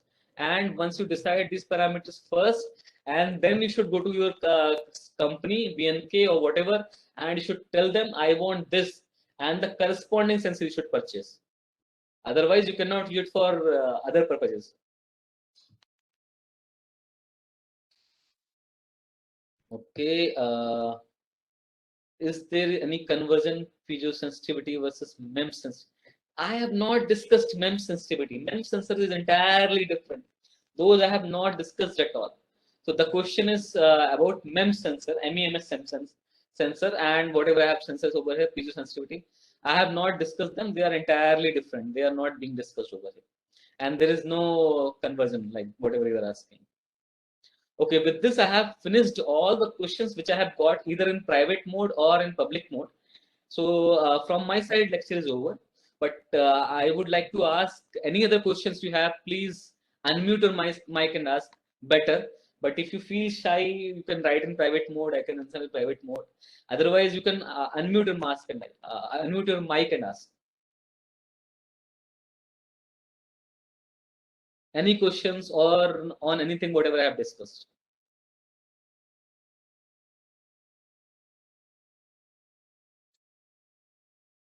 Thank you very much, Dr. Piyush. It was really a wonderful talk. I was wondering regarding the operating range of piezoelectric accelerometer thing. So there you talked about that it operates on a very wide range of temperature, right? Okay. So I was wondering if on different temperature conditions, it has to be calibrated accordingly, or Very good question, actually. Very good question. So the calibration that is done, that is only on room temperature. That is what in one of the slide I have mentioned that in sensitivity slide, whatever I've said that. So typically, whatever you're seeing, that is only on room temperature. You're simply assuming that on other temperatures it is likely to follow that, but it is not being calibrated on other temperatures. Though it is possible to calibrate, ideally we should calibrate, but typically it is not done. We simply assume that it will follow whatever is given in the sheet. But your question makes sense. Like if you want to be very sure that your okay, to how do you do the calibration for that? I will just give you an idea. There is something called calibrator. So many companies sell it, like for example BNK and all. They sell the calibrator also. So in calibrator, what happens? They basically generate known vibration at known frequency. For example, I am talking about BNK calibrator. Now BNK calibrator generates 10 meter per second square vibration at a frequency of 159.2 hertz. So you know the vibration that is getting generated. Now you can mount your accelerometer on this calibrator, and you can change the temperature around it, and you can see whether it is still recording 10 meter per second square or not. That is how it is possible. But typically it is assumed that the change is not very much. In my experience, I don't recall any study or any material where I have seen the change of the temperature on the sensitivity or something like that. I have not encountered it. Maybe it is studied by the companies and they found it is very small, or okay. maybe it is not studied at all. Yeah, yeah. Okay. Okay. Thank you. So thank you again for